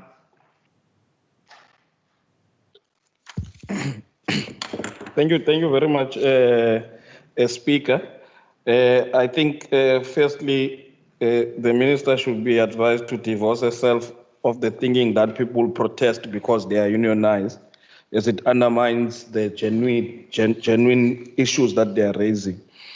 I want to ask Speaker, and it's linked to what I'm saying now, as to why is it that even on the 8th of July, from April, you still have health workers, whether they are community health workers or they are your professional health workers. Why do, until this day, we have health workers that complain about proper personal protective equipment?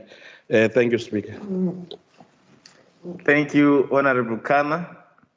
I now recognize the Minister. Thank you, Speaker, Honorable. I repeat what I've just said. Was the question from Honorable who asked who sponsored the question, was asking, why do we see most of the protests are in these impoverished communities and we don't see them in other areas? Yet you find that their complaints or the whole issues are general, in the sense that they are all earning the same salary. Everyone won't have salary. What I was responding to is that when they were protesting under the banner of a union. You would have seen them even Nyanga, where they had the banner of the union NUPSO. So it means that they were unionized. It's just the same if now there's a protest for other categories. It could be that it's a protest by the EMS, genuine concern.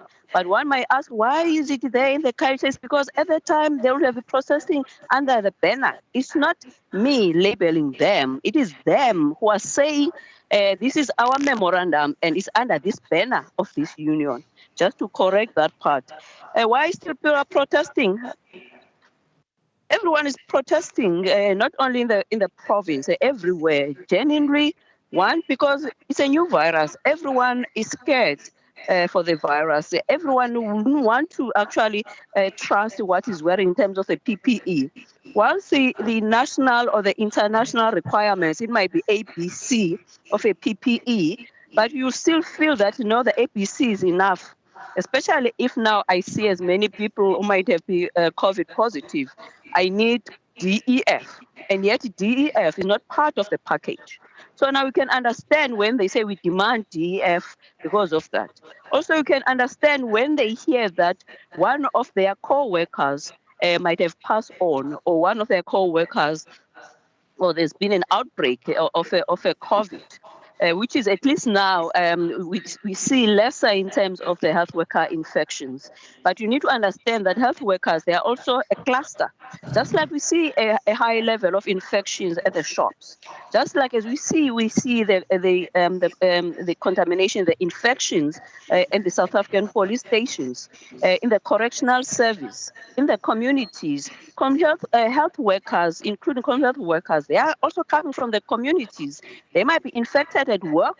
They might be infected where they're coming from. The protests, of course, as I indicated, that they're only protesting as such, but what I can reassure everyone is that in the Western Cape, we have got enough PPE that could last us for whatever, how long that we could be able to, to have this epidemic as according to the projections.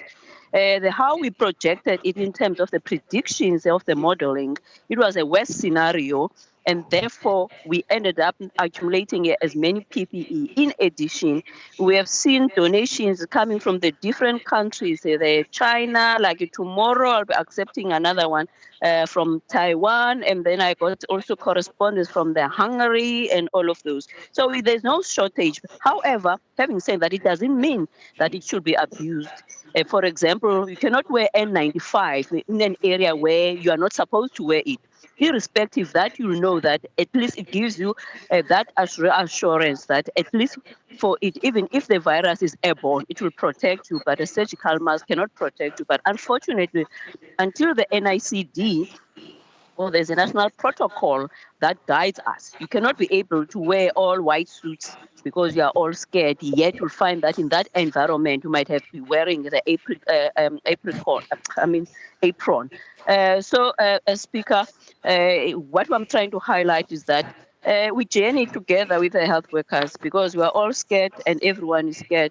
And we provide psychological support throughout. We have got the buddy system, and we also keep on testing and screening them. And we have prioritized them when it comes to the testing compared to prioritizing the general public, except for those who are vulnerable. Thank you. Thank you, Honorable Minister.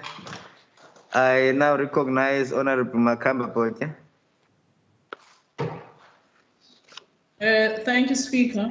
I just want to make a comment pertaining to what Honorable Kama raised pertaining to the Minister's response about making an excuse that these areas are being unionized. That is why there's so many riots and protests that are taking place. I think it's very irresponsible of the Minister to overlook the real challenges that are actually facing these areas, because the Minister cannot tell me that the working conditions of Khayelitsha and the working conditions of Constantia are in the same level. So I think for her to make a statement to say that these protests emanate because of unions, that is so wrong of her to say that, because she cannot overlook what are the real challenges that are faced with these people, because the conditions, I can tell you right now, are never the same with what is happening in other areas. Thank you, Speaker. Thank you, Honorable Makamba Bote. I now recognize the Honorable Minister. Thank you, Speaker. Yes, of course, they are different. It's the same thing that a Khayelitsha District Hospital staff working there, the conditions would be different from the someone who's working in the George Hospital or in the Westphalia Hospital. Same applies with the EMS staff who's working in Khayelitsha or EMS staff who's working maybe in Ravensmead. Of course, it's going to be different. The question that you raise is that why is it that the people who seem to be protesting more are the ones who are coming from these areas? I'm responding that in those areas, what they do is that they hand a memorandum under the banner of a union. And then you might find that it's just the same applies that with other categories. There might be some substructures where they might be protesting more, but it doesn't mean that the problems are not across. As I indicated, the issue related, everyone will want to have a danger allowance. Everyone will want to have extra salary. Everyone will want to have a medical aid. Everyone will want to have a housing allowance, because these are genuine concerns that they are raising throughout. But you are asking in terms of being seen regarding to not only the media and all of those. This is where we find that in some cases I would have been the reunion would have been written to me and say that MEC, we are sending our members who will be protesting at ABC, although some of what they will be raising are not related specific to the province, but is for the national, but is part of the visibility. So I will have already received the letter from them as a union. That's what I'm trying to respond to. I am not saying that because remember, in terms of the protesting, everyone has got a right to protest. And also, you use the language that might be understood by the employer in order for you to be able to get recognition. So therefore, when you disrupt space and do the protesting, you find that at least it gets more attention than to keep on sending the letter. So there's nothing wrong to be in terms of protesting, but in some instances that indirectly, it's not necessary to the province, but it's about the whole package against the health system. So that's what I'm trying to highlight. So I'm not dismissing their truth. Of course, everywhere is different, as I indicated earlier. You work in Kalicha, you work in Maspumelelo, you work in Bothasach. It's going to be different, whether you are a community health worker, whether you are an EMS, whether you are a doctor, it will be different. Thank you, Speaker. Thank you, Honorable Minister. Honorable members, that concludes this question and the follow-ups to the question. I now move to question number 3 by Honorable Christians to the Honorable Minister of Education, Minister Schaefer. I recognize you, Madam. Thank you very much, Speaker, and to Honourable Christians for the question. The WCED is following the date for phasing in of grades as gazetted by the National Minister, which of course may change after this evening's announcement by the President. Sufficient cleaning and sanitizing materials, masks and thermometers for each extra batch of grades is delivered before the additional learners arrive. Schools are also able to utilize the option to bring in additional grades ahead of the phasing in timetable, as long as they are able to implement the required protocol, as is provided for by the directions gazetted by the National Minister. In respect of B and C, it's important to note that as the extra grades return, not all of those learners will be at the same time every day. In order to maintain the 1.5 meter physical distance between learners, schools have been asked to simply revise application on this. Some of the models chosen include having grades at school on alternating weeks or alternating days or shifts. The revised education plan Honorable Minister, yeah. Your line is not very friendly to you. Oh dear. I don't know what I can do about it, Speaker. It's better now. Yes, now it's better. Thank you. Please okay, proceed. Shall I start with B and C again? You may please start the question response, please. Honorable Minister. The whole question. Start where you ended. Okay. Schools' temporary education plans or TREPs include considerations of amending the timetable, factoring in teachers with comorbidities and assigning teachers to new classrooms, learners to remain in classrooms with teachers rotating for the different periods, based on available accommodation, learner numbers and teacher resources, schools to decide on the modality of curriculum application with emphasis on grade 12 learners present every day, staggered intervals to limit the number of learners outside at one time and school feeding, taking into consideration learners using learner transport to get to school. Bus trips should be optimized, amending the screening plan because more learners will be returning, and applying for substitute teachers if teacher falls ill and classroom assistants if teacher has comorbidities. Thank you. Thank you, Honorable Minister. I now recognize Honorable Christians. If you have a follow-up. Yes, thank you, Speaker. I couldn't hear everything, but thank you for the Minister. I heard some of the response, but thank you for that. Speaker, just the question is, we've visited a couple of schools, and in Mitchell's Plain, they said they because of the grade 12s taking extra space, they don't know how are they going to phase in the other learners because of the school size. It's too small. I must say that many of the schools that we have visited, we saw that there's enough mask sanitizing, schools have enough, and social distancing can be adhered to because of the small numbers.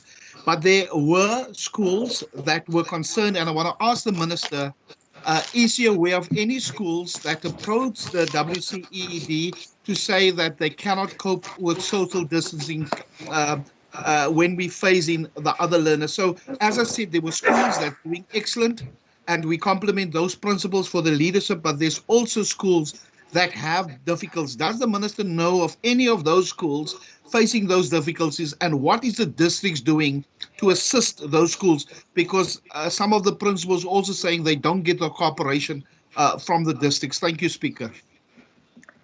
Thank you, Honorable Christians. Honorable members, I now recognize the minister. Thank you, Speaker. Is my line okay now? Yes, Honorable Minister, it's clear.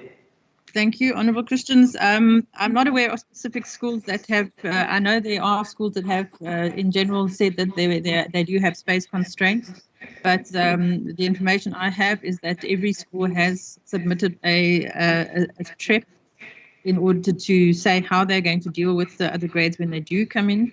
But if you have specific schools where you are aware that there are further problems, please would you contact me personally and I will see how we can assist them. Thank you. Thank you, Honorable Minister. I now recognize Honorable Sayed.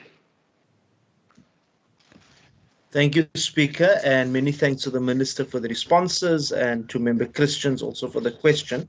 I just wanted to get a sense, because Member Christian mentioned the issue around PPEs and the visits that we made. One concern that came out in some of these visits from some principals was the fact that once grades are going to be phased in more and more, they'll most likely run short of the PPEs.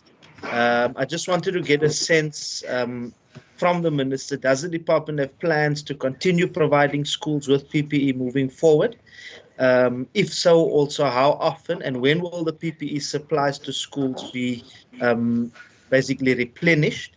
Then also, given the new guidelines for the phasing in of more grades, which says that schools must operate at a 50% capacity, which then means that classes must be divided into two. What are the plans that the department has got to basically achieve this?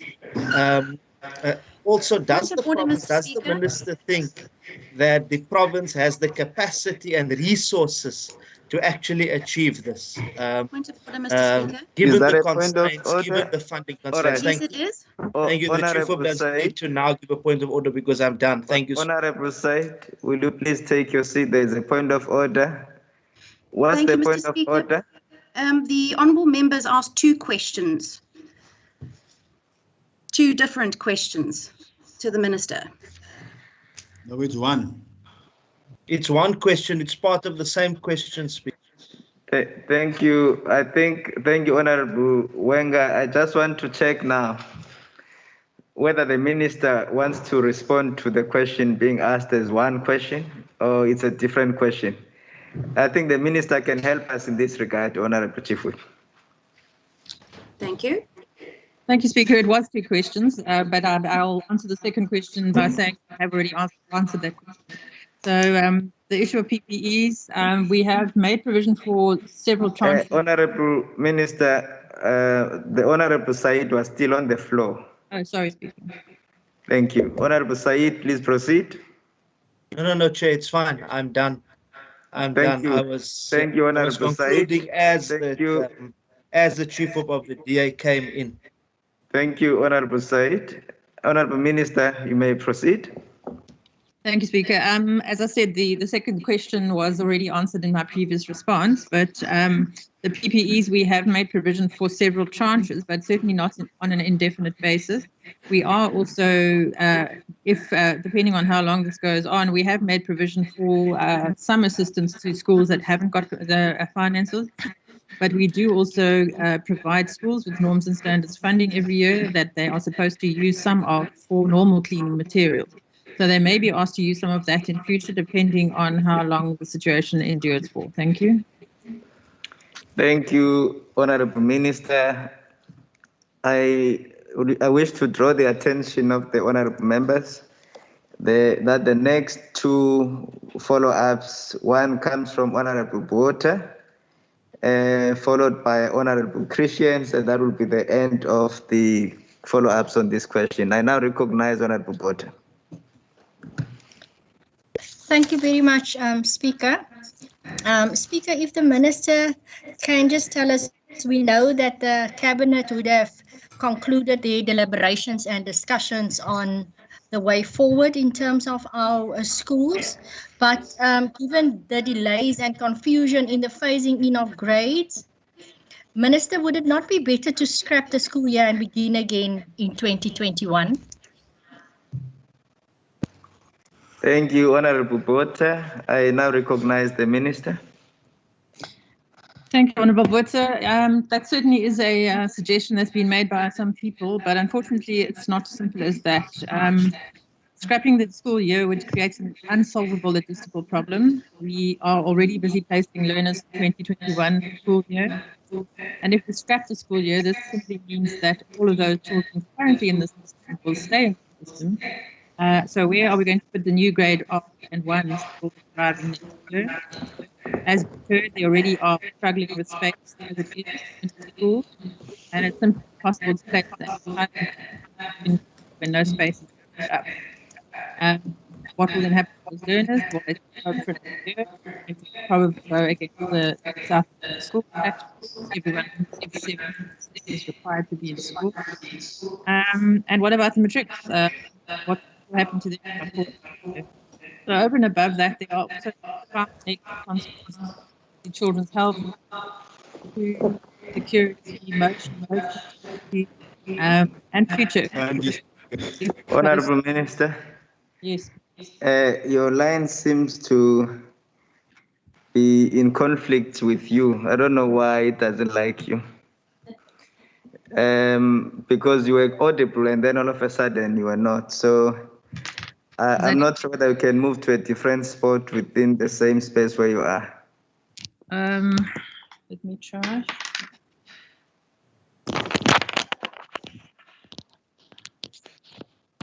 Is that better, Mr. Speaker? It is much better, Honourable Minister. Put in my earphone.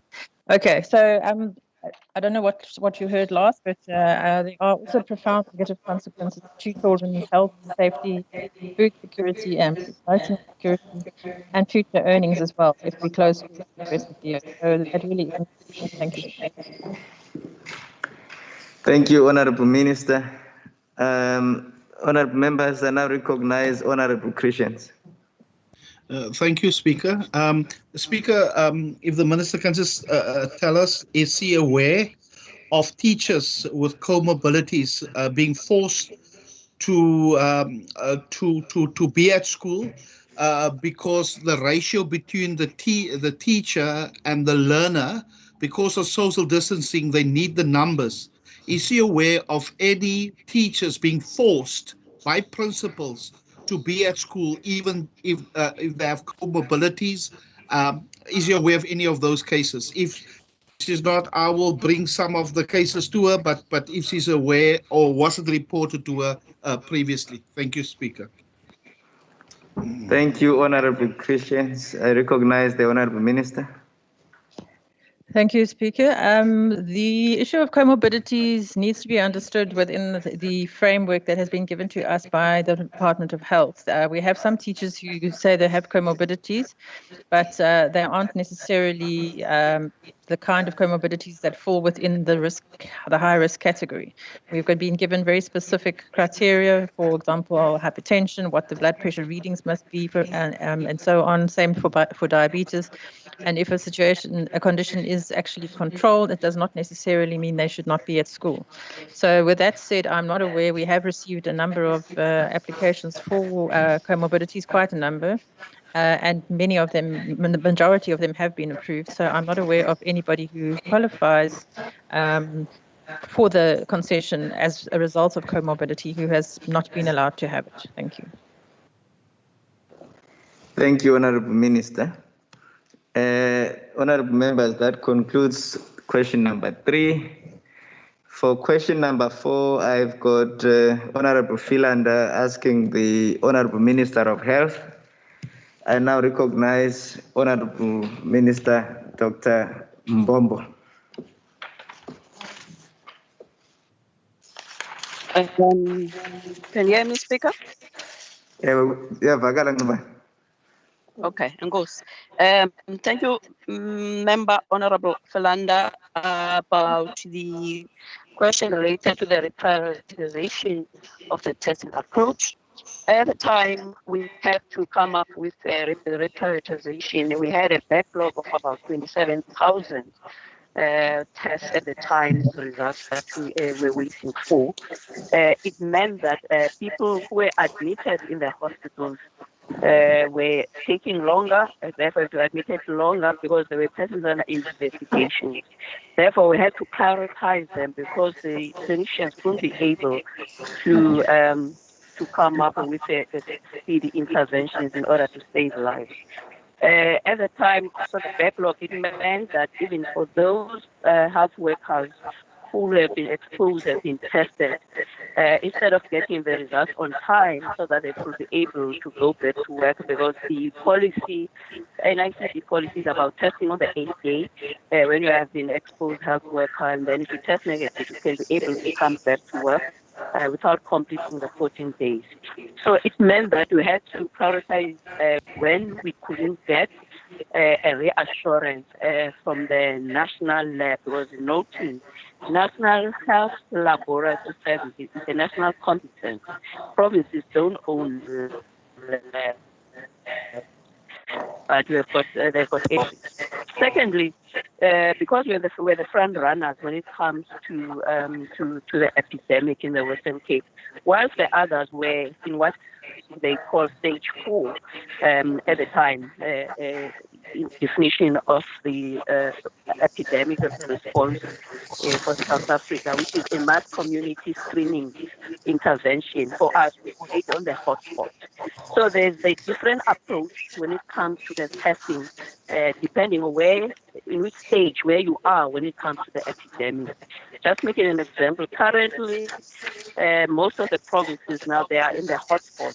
Hence, they are where we were when it comes to reprioritization of the testing. So for us, at the time, whilst the others were in stage 4, we were already in stage 5 with the hotspot, whilst the others were still in the mass community and testing. Therefore, in the hotspot, one had to prioritize the vulnerable groups. Because already it means that there is already a high level of local community transmission in the area. That's the reason that we have to prioritize. Can you speak up? Thank you, Honorable Minister. I now recognize Honorable Philander. Thank you very much, Speaker. Thank you very much, Minister. Minister, one understand that as the pandemic progresses and extends, that a new approach needs to be activated.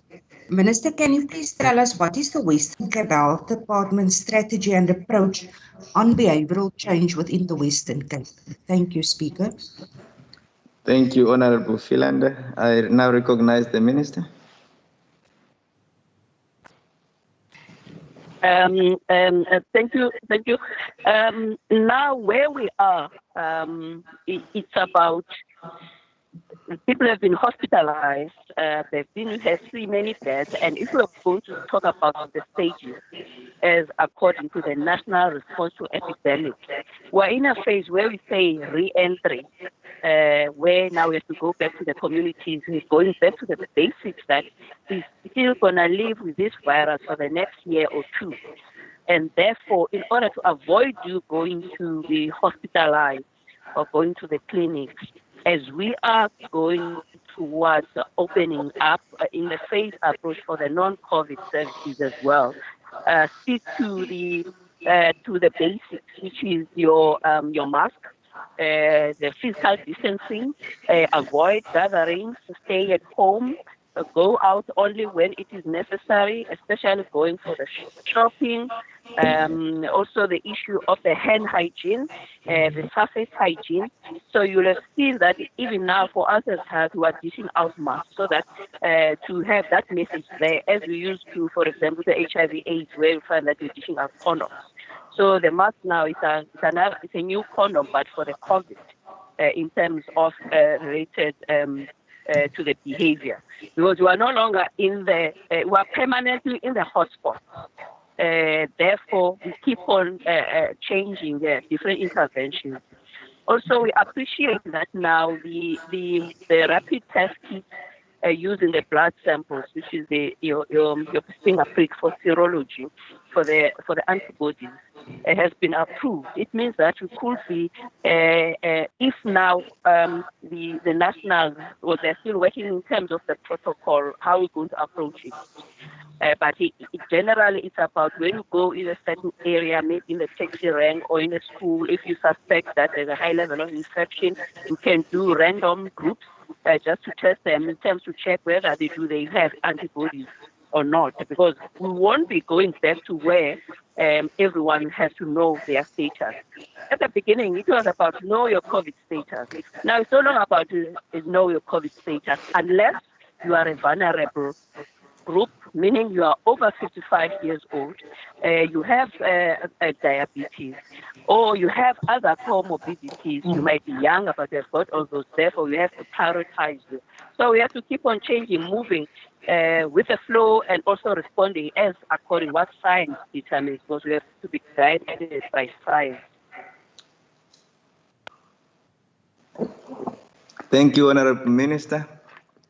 There doesn't seem to be more follow-ups, so I will move to the next question. The next question is by Honorable Philander to yourself again, Honorable Minister of Health. I now recognize Dr. Mbombo, the Minister.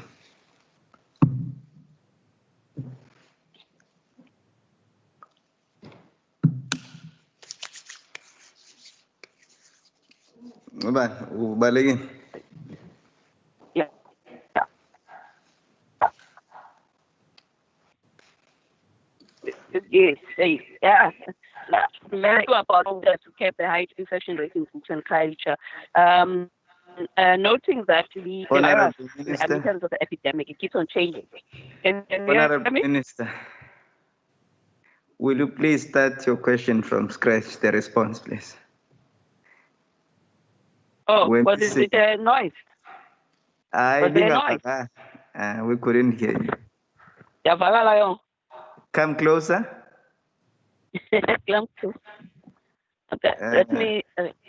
Okay, let me remove the thing. Okay. Can you hear me now? I've removed it. It's slightly better, Honorable Minister. You may proceed. Okay. I think probably because my headphones, the battery. Okay. Now it was the question was about Procedural and culture. I was just saying that probably it was the question was asked at the time that we're seeing a higher rate of the infections in that particular areas, but noting that every area in the metro does have some high levels of infection, but you'll find that in some areas, specifically like the Guguletu, also you look in terms of the million in terms of the cases of deaths as well of the population. So already there are many interventions that are happening there. It's not only about the health. The cabinet allocated each and every minister, MEC, to be in charge of these hotspots, and in these specific hotspots we zoom to those vulnerable. That's why the health workers will find that their scope keeps on changing. Now they have to go and find the people who have got diabetes and then also might have obesity, which we have observed in some specifically, for example, the over 60s, they are more in Bubuletu. In Kailija, it's a young community, but we find that there are other comorbidities that are happening there. This is why, as well, that we are opening up in August for the non-COVID cases in this kind of the area, so that we could be able to go back to the basics in terms of the TB, in terms of the HIV, and including as part of the package in the screening and the testing in these communities. But the most important thing is about the issue of the diabetes. The issue related to the hospitals, the availability, how it's going to relieve pressure. Again, I think that these questions were asked probably maybe 2 weeks ago or so. It's quite long. I mean, it's mostly outdated, the information, because these three hospitals, which is the Tusong Center, the Field Hospital, the City ICC, and also the Bracken Gate, they're already taking the patients. They are relieving the pressure, as we have seen that in some of our facilities, they are less than 80% for the first time, actually, in terms of the bed occupancy. Of course, except for Khayelitsha and Eerste River, where I saw that there's a 86% or so as one of those, but they've actually relieved, as the Bracken Gate is going to relieve us more for the Metro East side, which the ICC has done for the Metro West, including Mitchell's Plain, because most of the patients are coming from the Mitchell's Plain, the Tusong for the Khayelitsha. Sonswal, we're opening it the first week of August. The first phase is, I think, 68 beds, which is actually going to put so much relief, not only for the Cape Oneers, because it can also take patients from the Swartland for the field hospital. Noting there are also some beds that have been allocated as a field hospital that are part of the existing hospital, like the Hermanus Hospital, where we use the underground old storeroom, converting into 32 field hospital beds that will be opening soon. The same applies to the Harry Comey in George, where also we have added additional 20 beds as a field hospital, 20 beds also in Vredendal Hospital, so that to accommodate those who are in the west coast, in the upper area.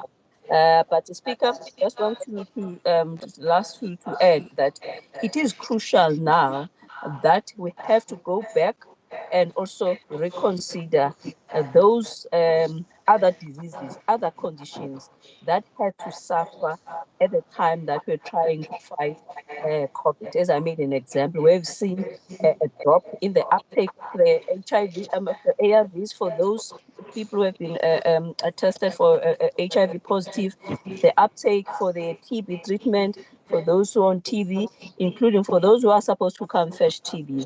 The 50% decrease on the people who are the mental health users who haven't taken up their treatment. Meaning that you might have relapses down the line. This is not only here in the Western Cape, but general, because for us, we've been the front runners. That's why we could be able to collect this data. Same applies with the issue of the immunizations, especially the measles, the first dose of the measles. So you find that in August, you will find that we might have more ups. So we say, if now the ECDs are open, let's go to the ECDs and check the road to health card for the immunizations of those people so that we can see that they have been updated. Thank you, Speaker. Thank you, Honorable Member. Thank you, Honorable Minister. Honorable Philander, do you have a follow-up? Speaker, thank you very much. I am covered by the Minister in the letter synopsis that she provided. Thank you very much to the Minister, and thank you very much, Speaker. Thank you, Honorable Philander. Honorable members, there are no further follow-ups on this question. I now move to the next question by Honorable Botha to the Minister of Education. I now recognize Honorable Minister Schaefer. Thank you, Speaker. I am advised that there might be a problem because the House microphone is not muted, if that could assist. If I can ask the question, thank you, Honourable Botha. The answer to your question number one is that the WCED has received 45,257 applications for exemption from public schooling during the COVID-19 crisis. This is in respect of the gazetted directions, which do not provide a specific time period for the exemption, so it is not necessarily the entire academic year. An additional 25 applications have been received during lockdown for home education. The part two of the question is no. Only those parents that apply for formal home education will be deregistered from schools and undertake homeschooling as it is generally understood. Parents that have applied to temporarily oversee their children's learning at home during the state of national disaster will not have to register their children deregister from school. Parents choosing the temporary option must take the responsibilities of overseeing the learning of their children at home, including creating a conducive environment for the child to learn at home, accepting the responsibility to oversee the daily learning of their child, including the daily work and assessments, accepting the responsibility of ensuring that they are informed of what work must be learned and what work must be completed on a daily basis, and ensuring that all work and assignments are collected and delivered at school as required and agreed to by the school. The figures for the applications that we have received and that have been processed, there have been 25 applications for formal home education received since lockdown, which are currently being considered by the district. There are 1,083 applications received for temporary exemption from public school attendance because of high-risk comorbidity of the child, of which 1,000 have already been processed and approved. And then there are 44,174 applications for temporary exemption from public school attendance because parents are anxious about COVID-19. 11,850 have been approved, 1,644 have not been approved for various reasons, including incomplete paperwork, no signatures and the like, and the remainder are still being processed. Thank you, Speaker. Thank you, Honorable Minister. I now recognize Honorable Botha, followed by Honorable Christians, and then Honorable Said, in that order. Thank you very much, Minister, for the response to the question. I'd like to understand, Speaker, Minister, how many learners in regard to the grades that are now already back in the classroom have not at all attended school yet when their grades have been phased into the schools, please? Thank you, Honorable Botha. Honorable Minister. Thanks, Honorable Botha. That I do not have. That is a very detailed, specific question, which I can get you. I will try and get you the answers for. But I will have to give them to you separately, please. Thank you. Thank you, Speaker. Thank you, Honorable Minister. I now recognize Honorable Christians. Thank you, Speaker. Just to the Minister, those parents that are anxious to send their children to school, now those children don't have comorbidities, but the parent is anxious. And I heard the Minister talk about a temporary exemption. What does that include, a temporary exemption?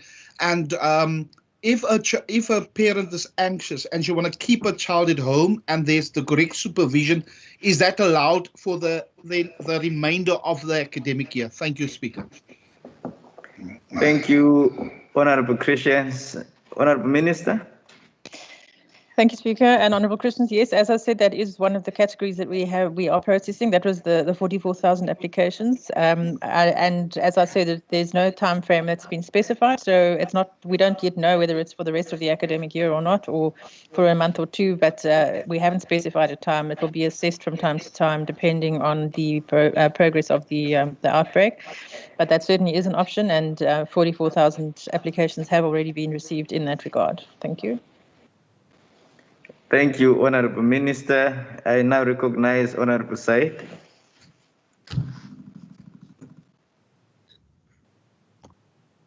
Speaker, can you hear me? Yes, loud and clear, Honorable Said. Thank you, Speaker, and thank you to the Minister for the responses and to Member Botha for the question. Speaker, following on from the Minister's response to the follow-up question by Member Christians, I just wanted to get an idea whether the Minister is able to give, even if it doesn't have to be in detail, but a rough breakdown or an idea of these applications for homeschooling in terms of the quintiles, as per quintiles, as well as the districts. How many of these applications are from quintiles 1 to 3 and quintile 4 or 5? What are the estimates, even if it's not in numbers, but just in terms of whether more were in 1 to 3 or more were in 4 to 5, and how many were from the Metro East and the other districts with learners who are coming from a poor background? And what are the reasons for these application trends in the Minister's view, particularly the low applications from learners from poor families? Thank you. Thank you, Honorable Said. Honorable Minister. Thank you, Speaker. No, I can't answer that because we haven't finished processing them yet, of course, and I don't have that information. But I can ask for that to be given to me as well once they are completed.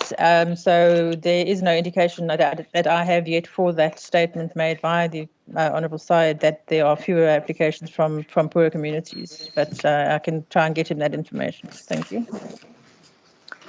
Thank you, Honourable Minister. The last follow-up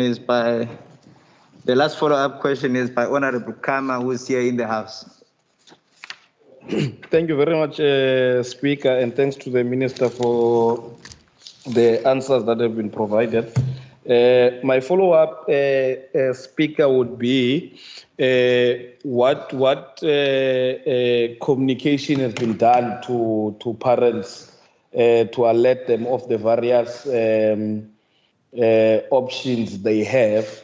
I'm asking this because I think about last week I saw a post in the Poga Tank primary Facebook page that speaks about parents that must come and collect documents, and it also had to do with the temporary examination. And when I asked one parent who I identified that the child is not going to school and asked them about options that they've taken, they did not know any of the options available, but we're part of that community that is anxious of sending their kids to school because of fear of the pandemic. Thank you, Speaker.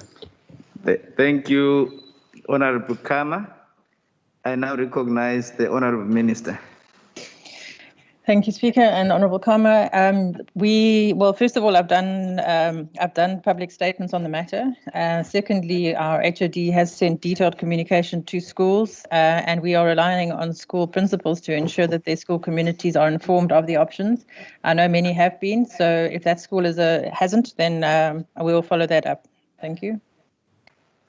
Thank you, Honourable Minister. Honourable members, that was the last bite on the questions for oral reply. As of now, we have concluded our time.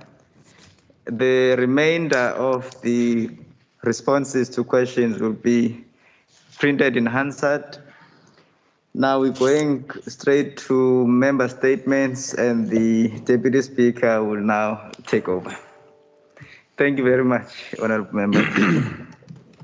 Thank you very much, Speaker. We now move over to statements in terms of Rule 145. I recognise the DA.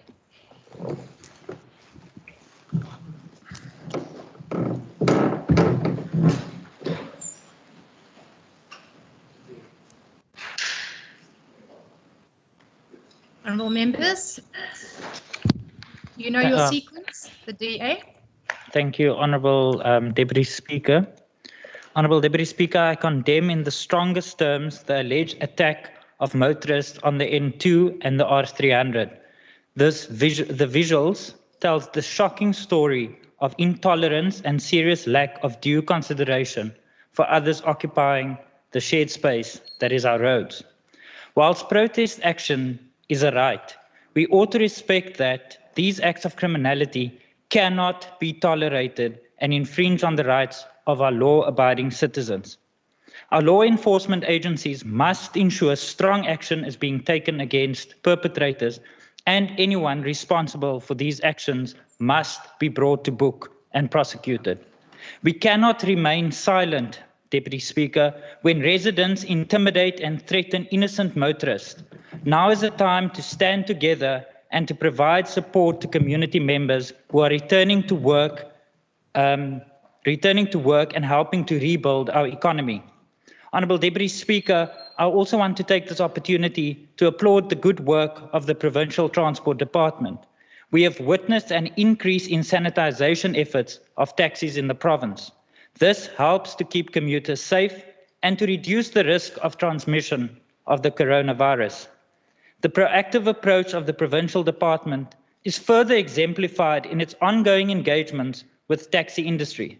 I applaud the work of Minister Madikizela in providing this bridge between the different taxi organizations that will ultimately lead to enable us to realize a long-lasting working relationship between these organizations, their management, drivers, and further promote the safety of our commuters. This is a sterling example, Deputy Speaker, of working in collaboration with key stakeholders within the transport industry. I thank you.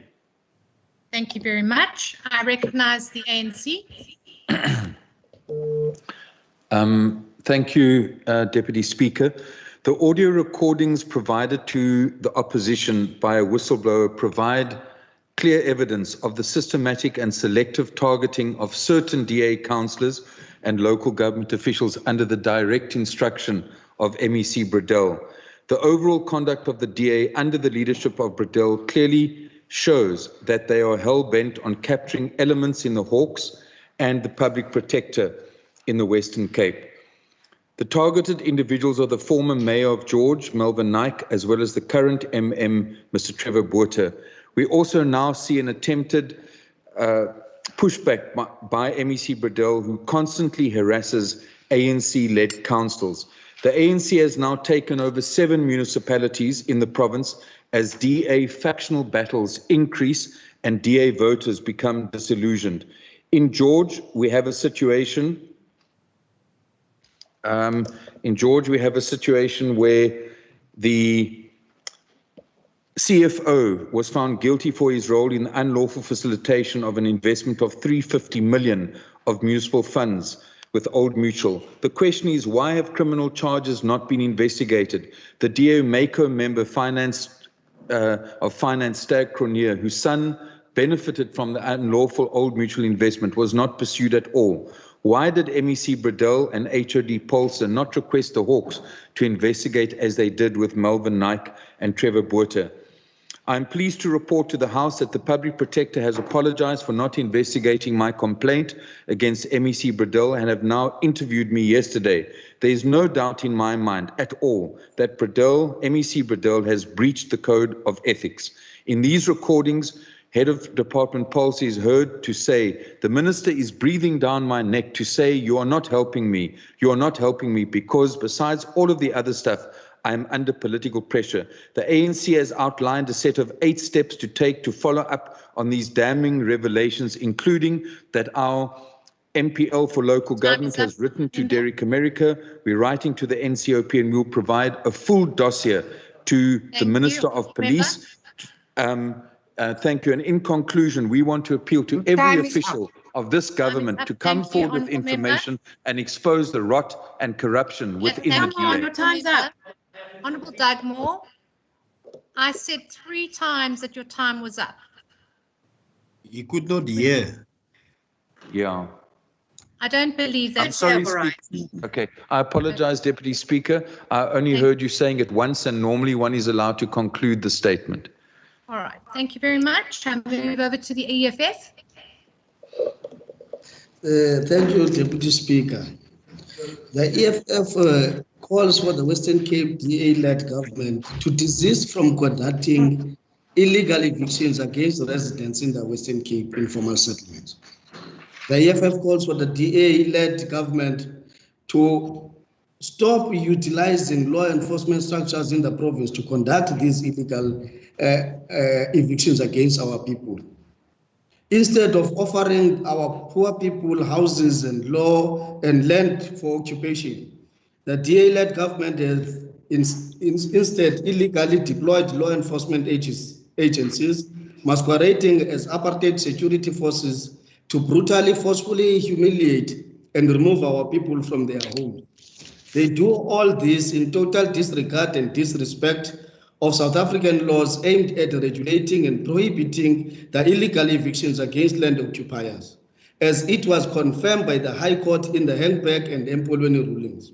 The conduct of these DA officials is further confirmed in the properly captured in the media released dated 22nd July 2020 by Ward 13 Vierdenberg Saldanha Municipality DA Ward Council, Alderman Ventura, who upon tendering her resignation from the municipality and the party outlined the powers of DA White Vascaps within the party leadership who took unilateral decisions to cut housing projects meant for poor communities such as Lengvi.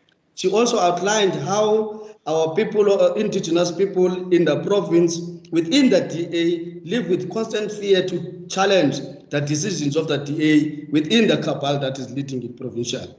We welcome her decision and that of the entire DA executive committee, 13 members who resigned from the DA.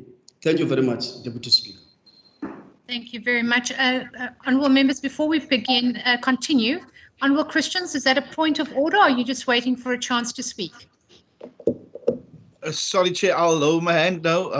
I kept it up for the previous one. Okay, no, you're on the list. Thanks very much. We move over to the DA. Thank you. Deputy Speaker. It was George Orwell who said, and I quote, "The party seeks power entirely for its own sake. We are not interested in the good of others. We are interested solely in power. It is those in power who sometimes selfishly use a proverbial good crisis for their own ends to achieve more power and for its own sake. We see worrying signs of this through the backdoor entry of a so-called district development model by the national government. Without due consideration to the Constitution, the ANC have begun to deploy its national ministers and deputy ministers to municipalities as so-called political champions. It's across the whole country. Is worrying Cape is no exception. Order. What power will they assume? The ward-based coronavirus war rooms Just an interjection, not a point of order. lawful structure for national government to dictate to municipalities. This seems to be an attempt to create a parallel set of governance by taking advantage called cooperative of the governance. current lockdown under the Disaster Management Act. Bristol, Order, members. we do not know the scope of the mandate for district and provincial command councils. Deputy Speaker, called we the need district to development seriously model. consider the purpose of these command councils. We cannot allow the centralization of power and the encroachment of national government onto the local sphere. Neither can we subvert the rule of law and flout basic tenets of a democratic It's state. going to help Our everyone. municipalities in the Western Cape have mustered some sterling efforts in their fight against COVID-19. These include business relief, provision of food parcels, support for the homeless, and the rollout of sanitation facilities. It is. Okay, fine. Thank you, Deputy Speaker. It is my urgent appeal that we all, as public representatives, remember where our mandate derives from. It is not a mandate rooted in the pursuit of power. It is. Thank you, Honourable Member. We're Thank way you. over time. Honourable members, if I can just ask you to be mindful that it seems that the microphones in the House are much louder than the ones on the screen. So if there is interjections, which is fine, be mindful that actually I can't actually hear the person speak. We're moving over to good. Maybe the mask will help if I use the mask when I interject. It would help if you don't interject. Deputy Speaker, I have no statement. Thank you. Okay, thank you. Thank you. I recognise the ACDP. Thank you, Deputy Speaker. Deputy Speaker, the ACDP strongly condemns the torching of a grade 5 classroom and the library of the Mokoni Beam Primary School in Democracy Way, Milnerton. Speaker, the ongoing destruction of schools and vandalism of our schools puts the Western Cape in a peculiar manner, being that it's detrimental to the well-being of society. Our children need the education in these trying times, and breaking down our schools does not help. Where the WCED must spend money to repair schools, they cannot improve our school facilities because of fences being broken down, buildings being burned down. And Deputy Speaker, the call from the ACDP is that communities will have to stand together in order to stop the destruction and vandalism of our schools. Deputy Speaker, in the Western Cape, we are struggling with classroom space. We are struggling to have learners in our schools and have classes under 30 and 35 ratios. But Deputy Speaker, communities will have to come forward and to point out, because communities know who the perpetrators are, they need to point them out so that they can be caught and sent to jail where they belong. I thank you.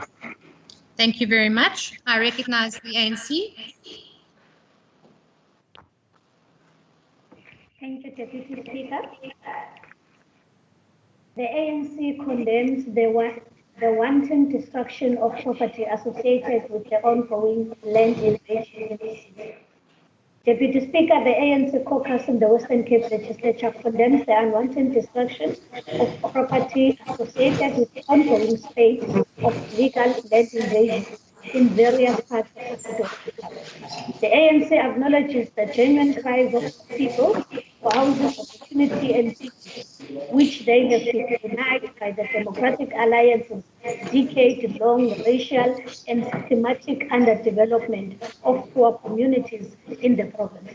We remain extremely disturbed by this invasion as they rob other poor people because of these pockets of land are earmarked for development and housing delivery. We are vehemently opposed to criminal elements that have hijacked and tarnished the genuine struggle of the poor for their narrow, selfish interests. The DA has failed to produce a master plan for human settlement and land release in the city. Instead, they continue to sell public land to private individuals. We demand an immediate suspension of the sale of public land. We call for the city to produce this master plan and table it for discussion in the council. Of major concern to me is that these invasions are taking place while the country and the province are battling with an invisible enemy, the novel coronavirus, and consequently present a major risk of widespread community transmission. In this regard, we call on the provincial government and the city of Cape Town to put measures in place to prevent the widespread transmission including others who have not had basic services since last year. The case in point is the pocket of land near Philippi Plaza, which has been occupied since last year. The owner of the land is willing to engage the state to find common ground that will allow the city of Cape Town to render services like water and sanitation, but the city of Cape Town refuses to engage. And therefore, as the ANC, we demand the master plan. Your time's up, Honourable Member. I thank you, Deputy Speaker. Thank you very much. I recognize the DA. Honourable Deputy Speaker, I'm afraid that the vacillating decision-making process by national government on the reopening of schools sets learners up for precarious futures. Delays and uncertainty add to existing anxieties at this time. In the absence of decisive leadership, evident in the DBE's indecision, I understand the worries of some parents in sending their children to school. If national government should be joining the provincial efforts to reassure families of safety and the taking of all necessary precautions, mixed signals incite fear during an already uncertain time. Last week, the media informed the nation that Cabinet would deliberate on a decision to close schools, after which it was reported that the National Minister Education is still locked in meetings. We can only wonder if the Minister is deliberating on the best interest of school children or the whims of party and union colleagues who have already announced victory. Deputy Speaker, I hereby welcome the WCD's situational analysis as the World Health Organization agrees with us in saying that each context should be reviewed in light of its own circumstances. This analysis of the Western Cape shows that only 0.1% of learners have tested positive and under 1% of teachers, and numbers are currently decreasing. The Standing Committee conducted oversight visits and confirmed that the majority of these schools have found extraordinary and innovative ways to promote learner safety to continue learning in our province. The closure of schools will have devastating effects on learners for years to come. It is vital that we take a decision in the best interest of the next generation's future, not in the interest of the next election. I wish to thank teachers who are now the frontline too for going over and beyond their mandate to ensure we continue teaching and keep learners safe, and call on national government to fulfill their obligation towards the rights of learners responsibly. Thank you. Thank you very much. I recognize the Freedom Front Plus. Thank you so much, Chair.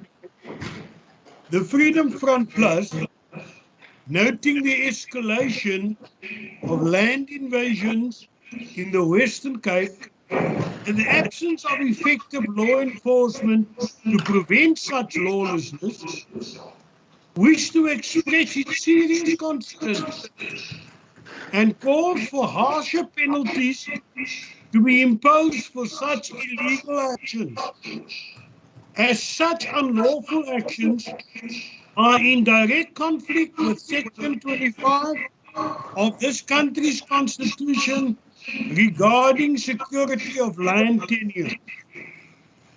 Thank you. Thank you very much. I recognize Al-Jamal. Thank you, Deputy Speaker.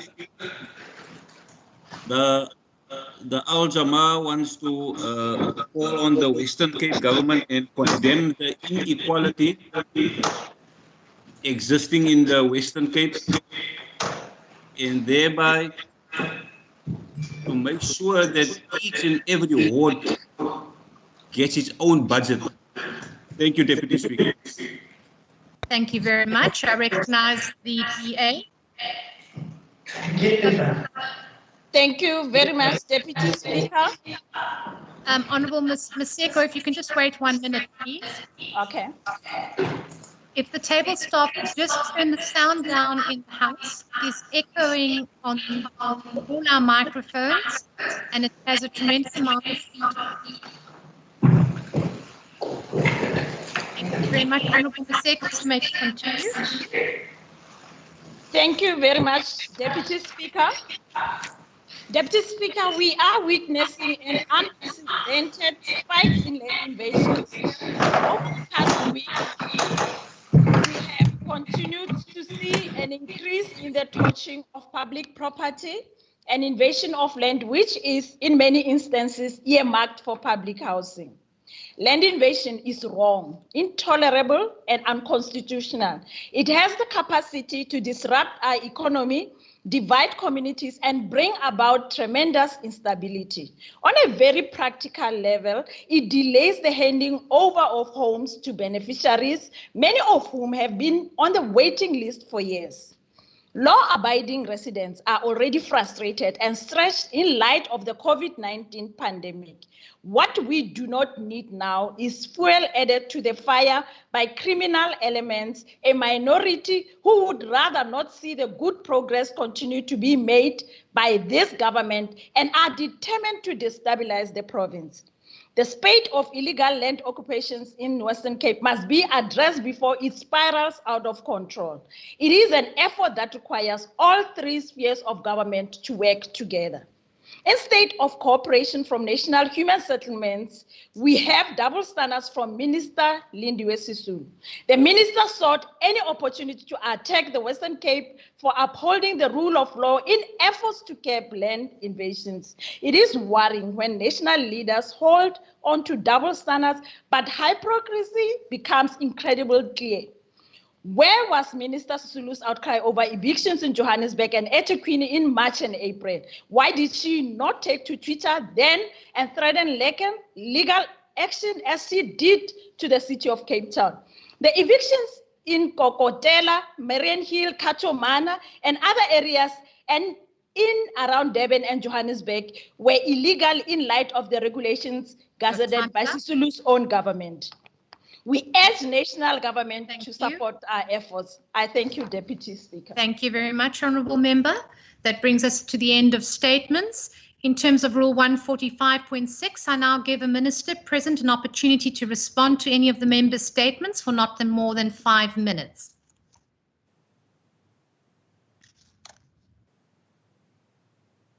Are there any ministers? Okay, I'm going to assume that they are not. Thank you very much. We then, and thank you to the table staff, they fixed up the sound, it's now perfect. We now move over to notices of motion in terms of Rule 151. I have my list in front of me. As per the sequence, I recognise the Honourable Christians. Thank you, Deputy Speaker. Deputy Speaker, the ACT moves that the House debates the illegal land invasions in the Western Cape. I so move. Thank you. That's fine. I recognise the Honourable Win Vogel.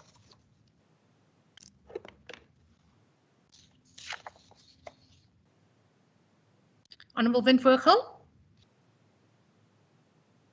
Deputy Speaker. Yes, Honourable Lekker. Honourable Van Vogel indicated to me 5 minutes ago that she is disconnected. I have since written a message for IT staff to attend to her.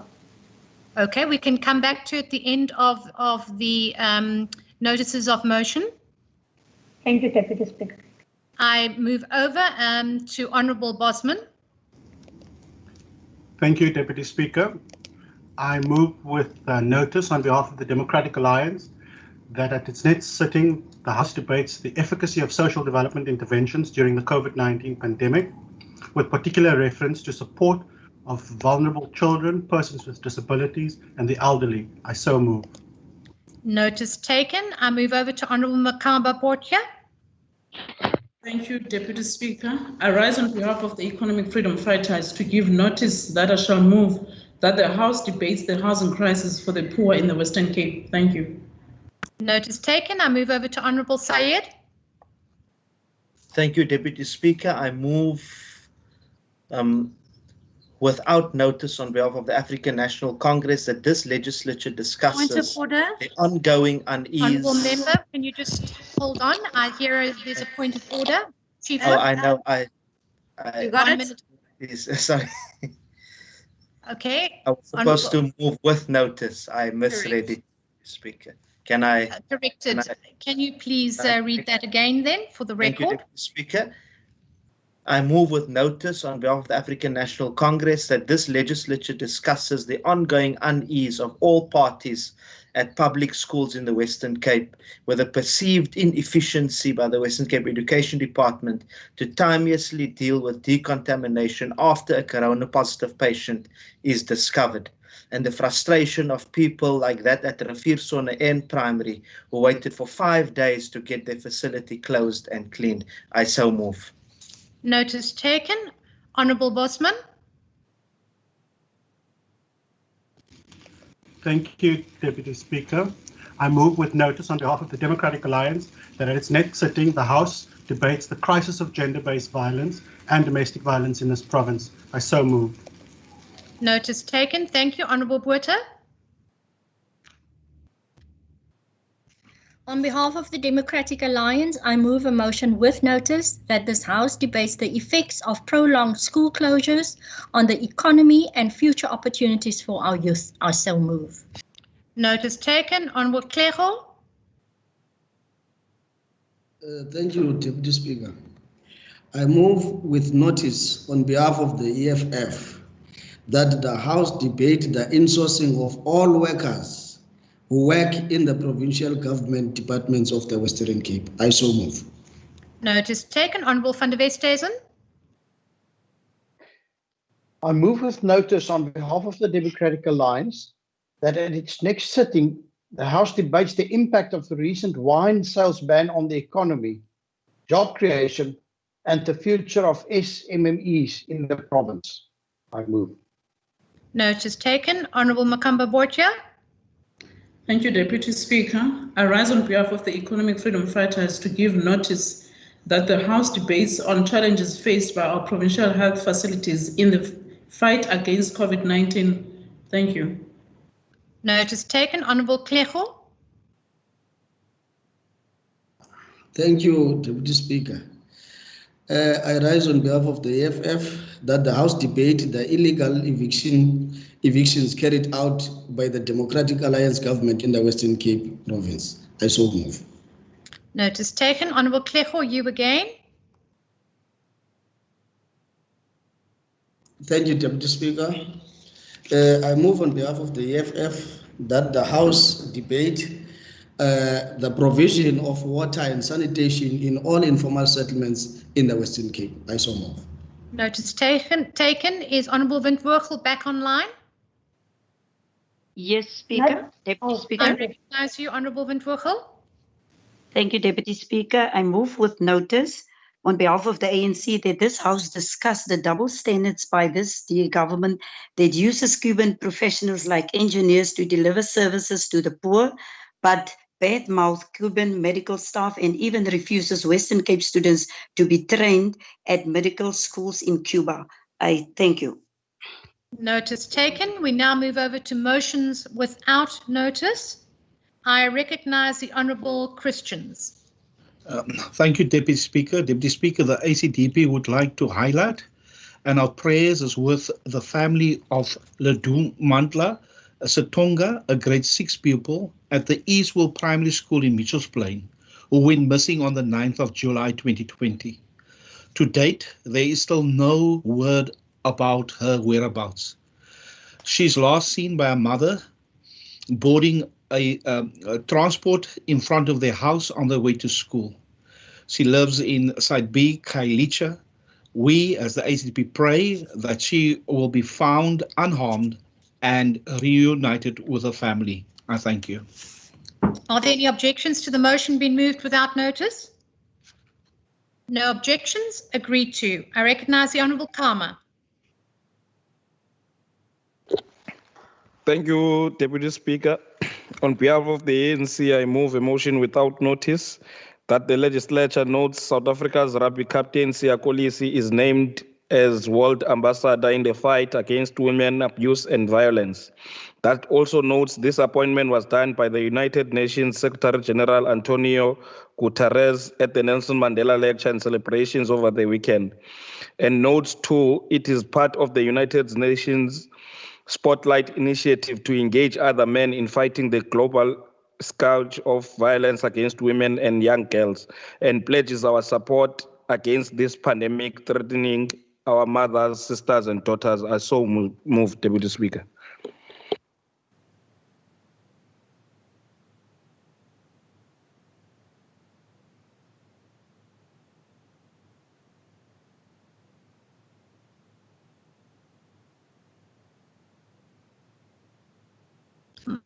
My apologies, I got thrown off there for a second. I didn't hear the whole thing, so I will actually, I wonder if I should actually get Honourable Kama to say it again so that for the record I can agree to or ask the question. Please, may I ask you? Thank you, Deputy Speaker. I move a motion without notice that the legislature notes South Africa's rugby captain Siya Kolisi is named as World Ambassador in the fight against women abuse and violence. That also notes this appointment was done by the United Nations Secretary General Antonio Guterres at the Nelson Mandela Lecture and celebrations over the weekend. Notes too, it is part of the United Nations Spotlight initiative to engaging other men in fighting the global scourge of violence against women and girls, and pledges our support against this pandemic threatening our mothers, sisters, and daughters. I so move. Thank you very much, Honourable Kama. Are there any objections to the motion being moved without notice? There are no objections. Agreed to. Honourable Makamba Botja. Thank you, Deputy Speaker. I rise on behalf of economic freedom fighters without notice to note the tragic passing of award-winning rugby commentator and former junior Springbok captain Kaunda Ntunja. Kaunda passed away on Monday, 20th of July 2020. His passing comes just 4 days after he buried his father on Thursday, the 16th of July 2020.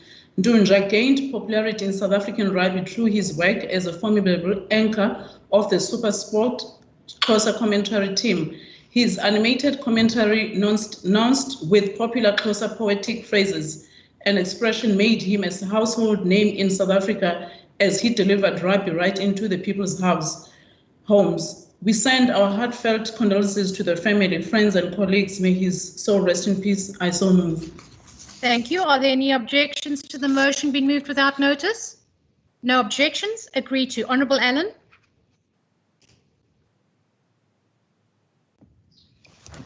Thank you, Deputy Speaker.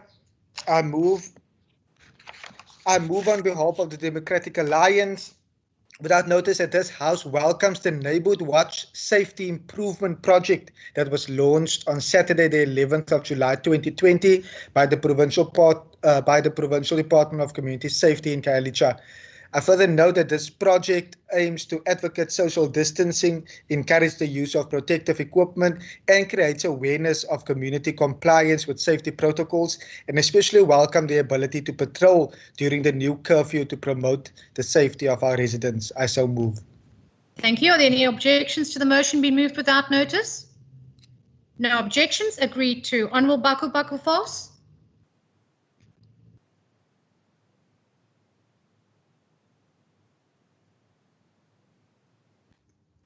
Honourable Baku False, are you there? I'm going to move on. Honourable Klergo. Thank you, Deputy Speaker. I rise on behalf of the economic freedom fighters that this House join the country in celebrating a life well lived, the life of his Twalandwe, Tata Mlangeni, who passed on the age of 95 years old on Wednesday morning. Tata Mlangeni passing represents the end of a long era characterized by selfless, courageous, and morally upright freedom fighters. Despite the sacrifices he has made, Tata Mlangeni never felt entitled to any form of positioning and benefits. He's part of the generation that took a vow to fight and realize freedom in their lifetime.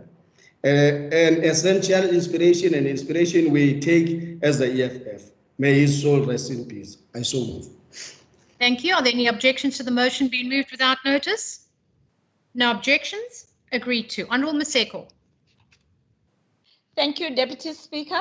Deputy Speaker, I move without notice on behalf of the Democratic Alliance that the House notes with sadness the death of Chantel Matthews, age 8, of Hillside, Grabo. She died after stepping on an open live wire as a result of illegal electricity connections whilst playing with her sister and friends. We send our deepest condolences to her family and friends and loved ones.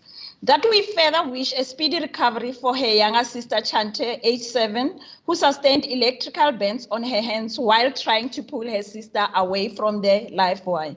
May her soul rest in peace. I so move. Thank you. Are there any objections to the motion being moved without notice? No objections. Agreed to. Honourable Kama. Thank you, Deputy Speaker. On behalf of the ANC, I move a motion without notice that the House notes this DA-led government overreaches to extend the role of party political aligned neighborhood watches, elevating them by putting such rogue and vigilante groups with private arms, and even legitimize their excesses, such as authorizing the use of flashing lights, but contemplates banning legal flashing lights like that used by escorting police vehicles. I so move. Objection. Objection. There are objections. The motion will be printed on the order paper. I recognize the Honourable Makamba Botja. Thank you, Deputy Speaker. I rise on behalf of economic freedom fighters without notice to take notice of recovery of 93-year-old Catherine Dorothy Newman from COVID-19. Auntie Dorothy was born in 1926 in Claremont, and over the 9 years she has been a resident of Yates Newland in home of the elderly. On the 2nd of June, she started not feeling well, and upon testing, it later transpired that she had tested positive of COVID-19. Her health deteriorated over time and was admitted at Procedural Hospital and later transferred to Cape Town International Convention Center Hospital, where she was cared for until she was fully recovered. Auntie Dorothy remains the oldest survivor of COVID-19, and we wish her well. EFF would like to thank the medical staff at those two hospitals and also the caregivers at the Newland for the hard work they continuously put up. I so move. Thank you. Are there any objections to the motion be moved without notice? No objections. Agreed to. Honourable Bosman.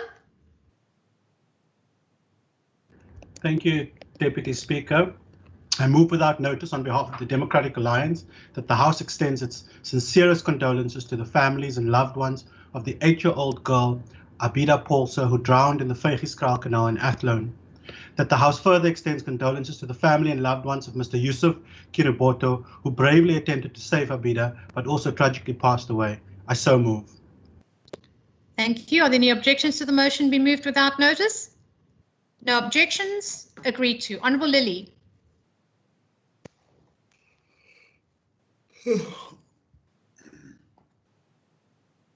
Honourable Lily? No. I move over to Honourable Bartman. Thank you, Deputy Speaker. I move without notice on behalf of the Democratic Alliance that the House expresses its heartfelt condolences to the family and friends of 7-year-old Damien and 5-year-old Kaylee de Vries, the young children of Andre and Odette de Vries, who tragically drowned in a dam on the farm Vlooikraal in the Baardskeerdersbos area near Gansbaai on Sunday, 19 July. It is our prayer that Andre and Odette, their families and friends find solace and strength during these trying times of bereavement. I so move. Thank you. Are there any objections to the motion be moved without notice? No objections. Agreed to. Honourable Klergo. Thank you, Deputy Speaker. I rise on behalf of the EFF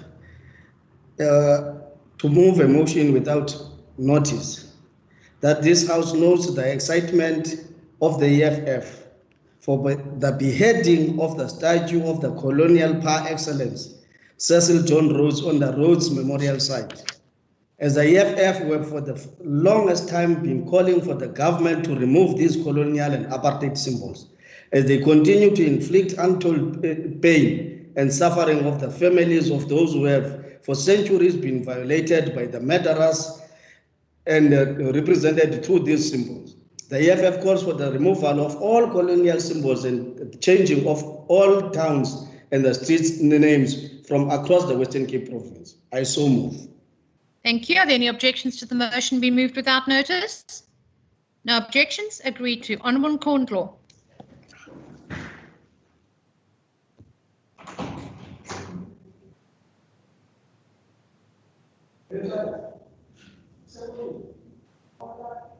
Thank you, Honourable Deputy Speaker. My apologies. I move without notice that the House notes and call for the Provincial Department of Economic Development to investigate and report to the ad hoc committee the impact of COVID-19 to local and regional economies in the province, and further present the hotspot strategy, in particular in reference to how that strategy is rescuing small businesses in the Cape Flats. I so move. Are there any objections to the motion being moved without notice? No objections. Agreed to. Honourable Botha. On behalf of the Democratic Alliance, I move a motion without notice that this House extend our sincere condolences to the family and friends of former councillor Abraham Jacobus Stefanus Richter, affectionately known as Oom Appie Richter. He served in the Bergrivier municipality from 2001 to 2006 and also served 2 full terms as a ward committee member. His service to his community is sincerely appreciated, and our thoughts and prayers are with his wife Rihanna and the rest of the family. I so move. Thank you. Are there any objections to the motion being moved without notice? No objections. Agreed to. Honourable Kama. You never Thank you, Deputy Speaker. I move a motion without notice on behalf of the ANC that the legislature conveys its condolences to the family of the Western Cape Police and Prisons Civil Rights Union Secretary Mncedisi Mbolekwa and friends, and also note that he recently fell ill and succumbed on the morning of the 16th of July 2020 in hospital. I so move. Thank you. Are there any objections to the motion be moved without notice? No objections? Agreed to. Honourable van der Westhuizen. On behalf of the Democratic Alliance, I move a motion without notice that this House extends its deepest sympathies to MEC Andrew Murray, the family and loved ones on the passing of her mother, Mimi Strydom. Mrs. Strydom passed away last night at the age of 96 years and was cared for by Minister Murray in her last years.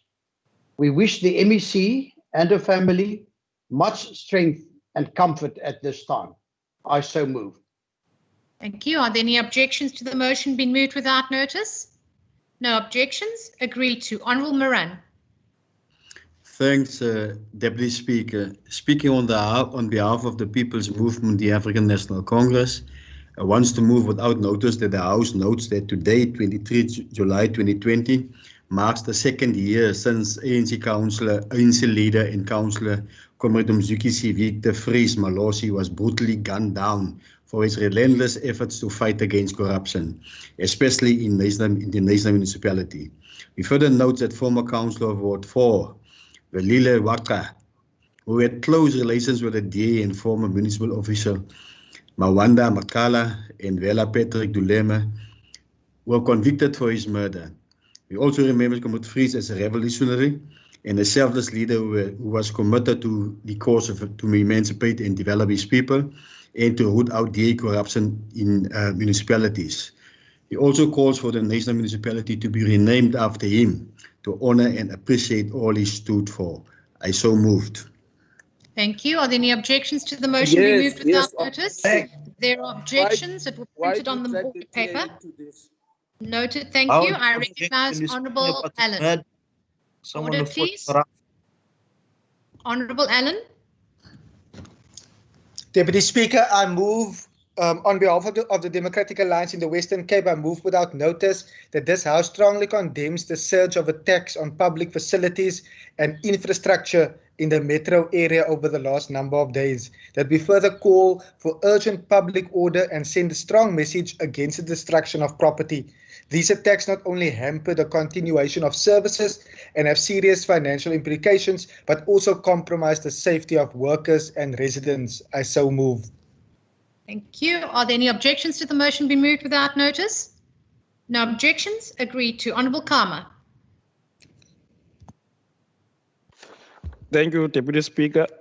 On behalf of the ANC, I move a motion without notice that the House commends SAPS and the Stellenbosch University for a swift action after a Mati medical student appeared in court recently, accused of the sexual assault of a fellow student, and that the suspect is out on bail until his next appearance pending further investigations. I so move.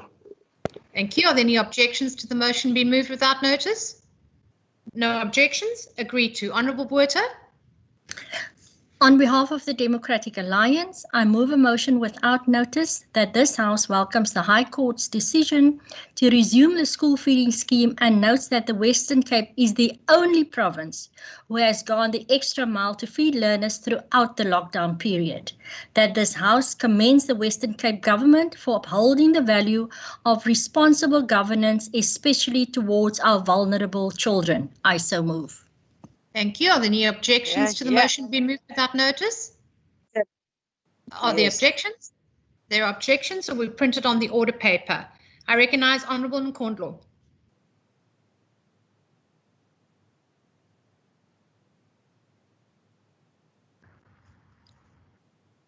Honourable Nkondlo?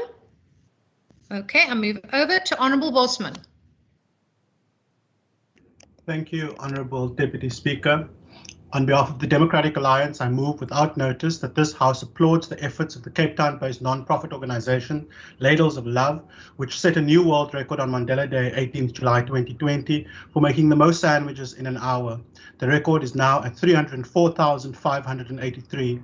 That we further applaud the efforts of this charitable organization and its volunteers for providing over 3.7 million meals to vulnerable individuals. I so move. Thank you. Are there any objections to the motion be moved without notice? No objections. Agreed to. Honourable Botha. On behalf of the Democratic Alliance, I move a motion without notice that this House acknowledges the extraordinary and innovative measures by Oakland Secondary School as well as Groenvlei Secondary School, respectively, to safely welcome learners under the new normal. Both schools have gone beyond what is required, and I wish to thank all staff for their efforts. I so move. Thank you. Are there any objections to the motion be moved without notice? No objections. Agreed to.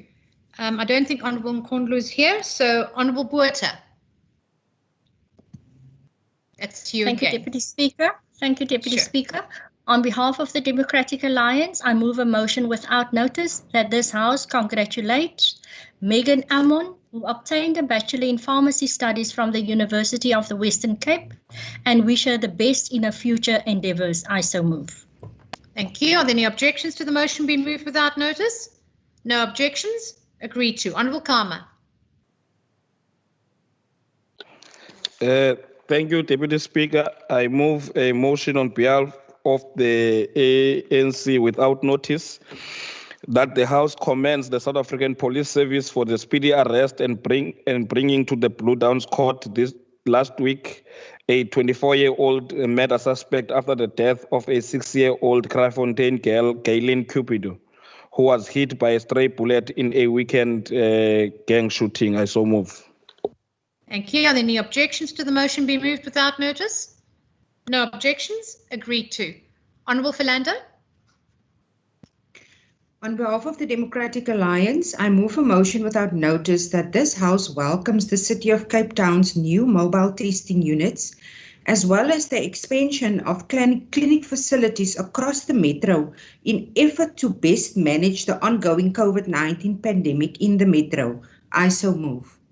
Thank you. Are there any objections to the motion being moved without notice? No objections. Agreed to. Honourable Smith. Thank you, Speaker.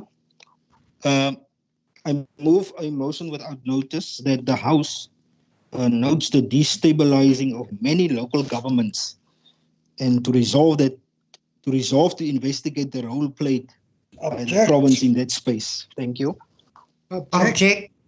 There are objections. The motion will be printed on the order paper. I recognise the Honourable Mitchell. Thank you, Honourable Deputy Speaker. Honourable Deputy Speaker, I move without notice on behalf of the Democratic Alliance that the House notes that our Provincial Traffic Chief, Mr. Kenny Africa, will begin retirement this month after 46 years of outstanding service to the citizens of the Western Cape. Further notes that the House wishes Mr. Africa well in his much-deserved retirement and that we thank him for the immense contribution he has made to our Provincial Traffic Department in keeping our citizens safe. May the best wishes of this august House accompany him and his family as he enters the next chapter of his life. I so move. Thank you. Are there any objections to the motion be moved without notice? No objections. Agreed to. Honourable Kama. Thank you, Deputy Speaker. On behalf of the ANC, I move a motion without notice that the House notes a strong upsurge in taxi murders and violence on the DA watch, with about 30 people dead, and notes high expectations is not backed by DA leaders with the political will to finally bring the killings and rivalry to an end. I so move. Thank you. Are there any objections? You don't to the know motion what you are talking about. Yes. Objections. Yes, there are objections. Honourable members, motion Yes. will be printed on the order paper. Chair, can the Honourable Madikizela please speak to Order, members please. through the chair? Honourable Sayed, thank you. We are moving over to Speak Honourable van der to you, Westhuizen. On behalf of the Democratic Alliance, I move a motion without notice that this House notes the outstanding work done by the Redlinghuis Farm and Neighbourhood Watch in the West Coast in protecting our farmers and rural communities. Furthermore, that this House recognises that with the increase in farm attacks and violence in communities, our key priority remains that all citizens are protected. I so move. Thank you. Are there any objections to the motion be moved without notice? No objections. Agreed to. Honourable Botha. Thank you, Deputy Speaker. On behalf of the Democratic Alliance, I move a motion without notice that this House strongly condemns the burning of parts of Bakoni Beam Primary School and Sinenjongo High School, that this House notes the cut to the EIG grant and that these senseless attacks pose further threats to the educational services. I so move. Thank you. Are there any objections to the motion be moved without notice? No objections. Agreed to. Honourable Lecker. Thank you, Deputy Speaker. I move that the House urgently investigate the abhorrent and seemingly ruthless overcharge of taxpayers by multi-million rand per month for the otherwise idle government-owned city ICC to be used as a temporary COVID-19 hospital. I thank you. Thank you. Are there any objections? There are objections. The motion is in the order paper. I recognise Baku Baku Force. Is she here? No. Honourable Smith, you're next. Thank you, Speaker. Speaker, I move on behalf of the ANC a motion without notice that the House discusses the leaked tapes of the DA caucuses and gamemanship by local government MEC Anton Bredel, as well as misleading this legislature on receiving a forensic report from Stellenbosch and censuring him for doing so. Thank you. Objection. Thank you. I recognise that there are objections. The motion will be printed on the order paper. I recognise Honourable Nkondlo.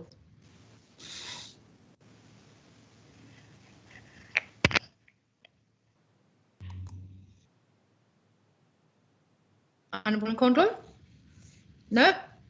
Honourable Kama.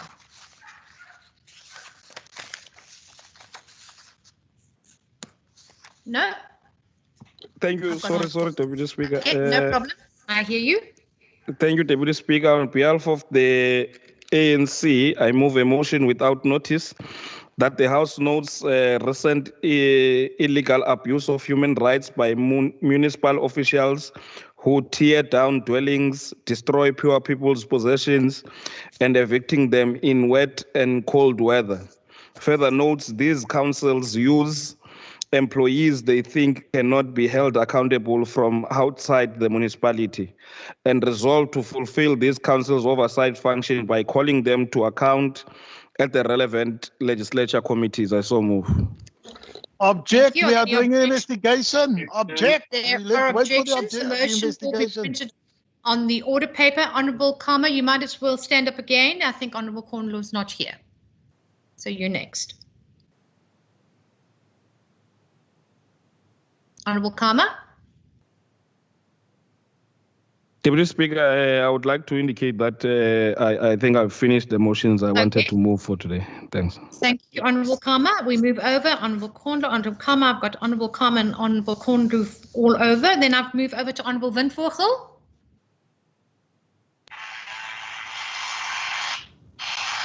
No? Are you there? Yes, Deputy Speaker. Thank you. I move without notice on behalf of the ANC that this legislature notes the Berrydale community picket against gender-based violence and femicide outside the Swannenham Magistrate Court this week, where a 7-year-old man appeared after the body of a 14-year-old girl was found Saturday at the Berrydale dumping site. I so move. Thank you. Are there any objections to the motion be moved without notice? No objections? Agreed to. Honourable Dugmore.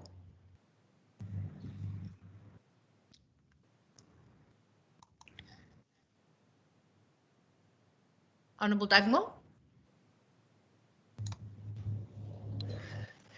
Deputy Speaker, could you give me an opportunity a little bit later on in the session to move my motion? I'm still reflecting on its content. No.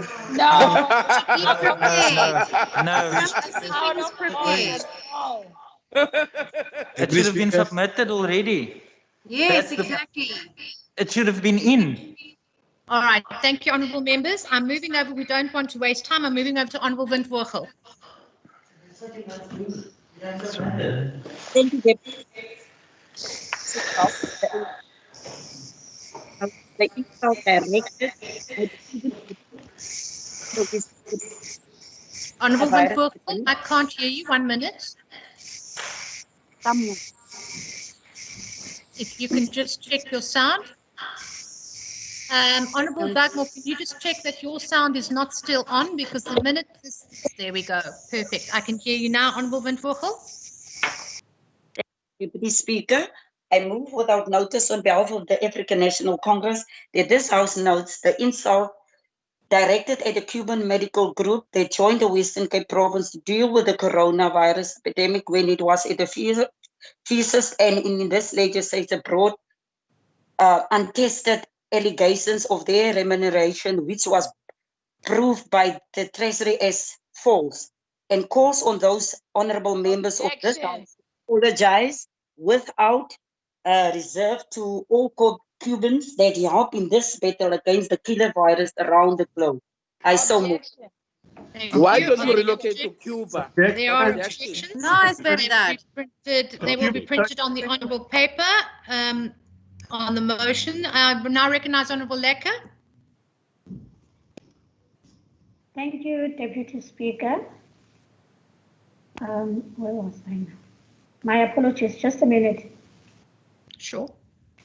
I move that the House condemns all crime and destruction pertaining to property or lives and calls on all to assist to bring these perpetrators to book and be dealt with by the independent courts. I so move. Thank you. Are there any objections to the motion be moved without notice? No objections. Agreed to. Honourable Windwurgel.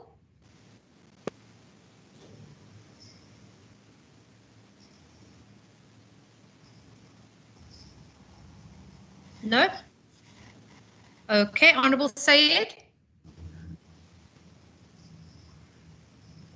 Chair, I move without notice on behalf of the... Chair, can you hear me? I think my signal has gone. Okay, thanks. Chair, I move without notice that this House notes the strong perception that the Western Cape Education Department only decontaminates a school after a fight with parents and the public where we have COVID-19 positive patients being reported. Further notes that for Uitzig Primary School in Darling had 2 positive patients, and that the school also had basically teachers who were in self-isolation and who were absent due to the coronavirus pandemic, and notes that at schools like Paul Joubert Secondary in Paarl, spraying and fogging is done while learners are sitting in the same classrooms. I so move. Thank you. Are there any objections? Objections. The motion will be printed on the order paper. Honourable Sayed, you're up again. Am I up again? Thank you, Deputy Speaker. I move without notice on behalf of the African National Congress that this House notes the frustration by Western Cape schools with all the departmental circulation letters pouring down on them, and notes many educators and school governing body members experience these instructions as being intimidating and threatening of their viewpoints. I so move. Objection. Thank you. Are there any objections? There are objections. Objection. Most will be printed on the order paper. They want Honourable to continue Dugmore, you're up gagging for your principles. That's Honourable Dugmore, you're up for your second motion. Are you You going made to be a statement, member. Honourable members, Member can I just McKenzie, please speak through the Deputy Speaker. Honourable Said, I'm just waiting. Same for you, Honourable member. Dugmore. Yeah. You try it. Thank you, Deputy Speaker. I would like to move on behalf of the ANC without notice that this House notes that the Mayor of Kannaland, Comrade Magdalene Barry, has tested positive for COVID-19 and is currently under intensive care treatment. and further that this House wishes Auntie Mac, as she is affectionately known, a speedy recovery and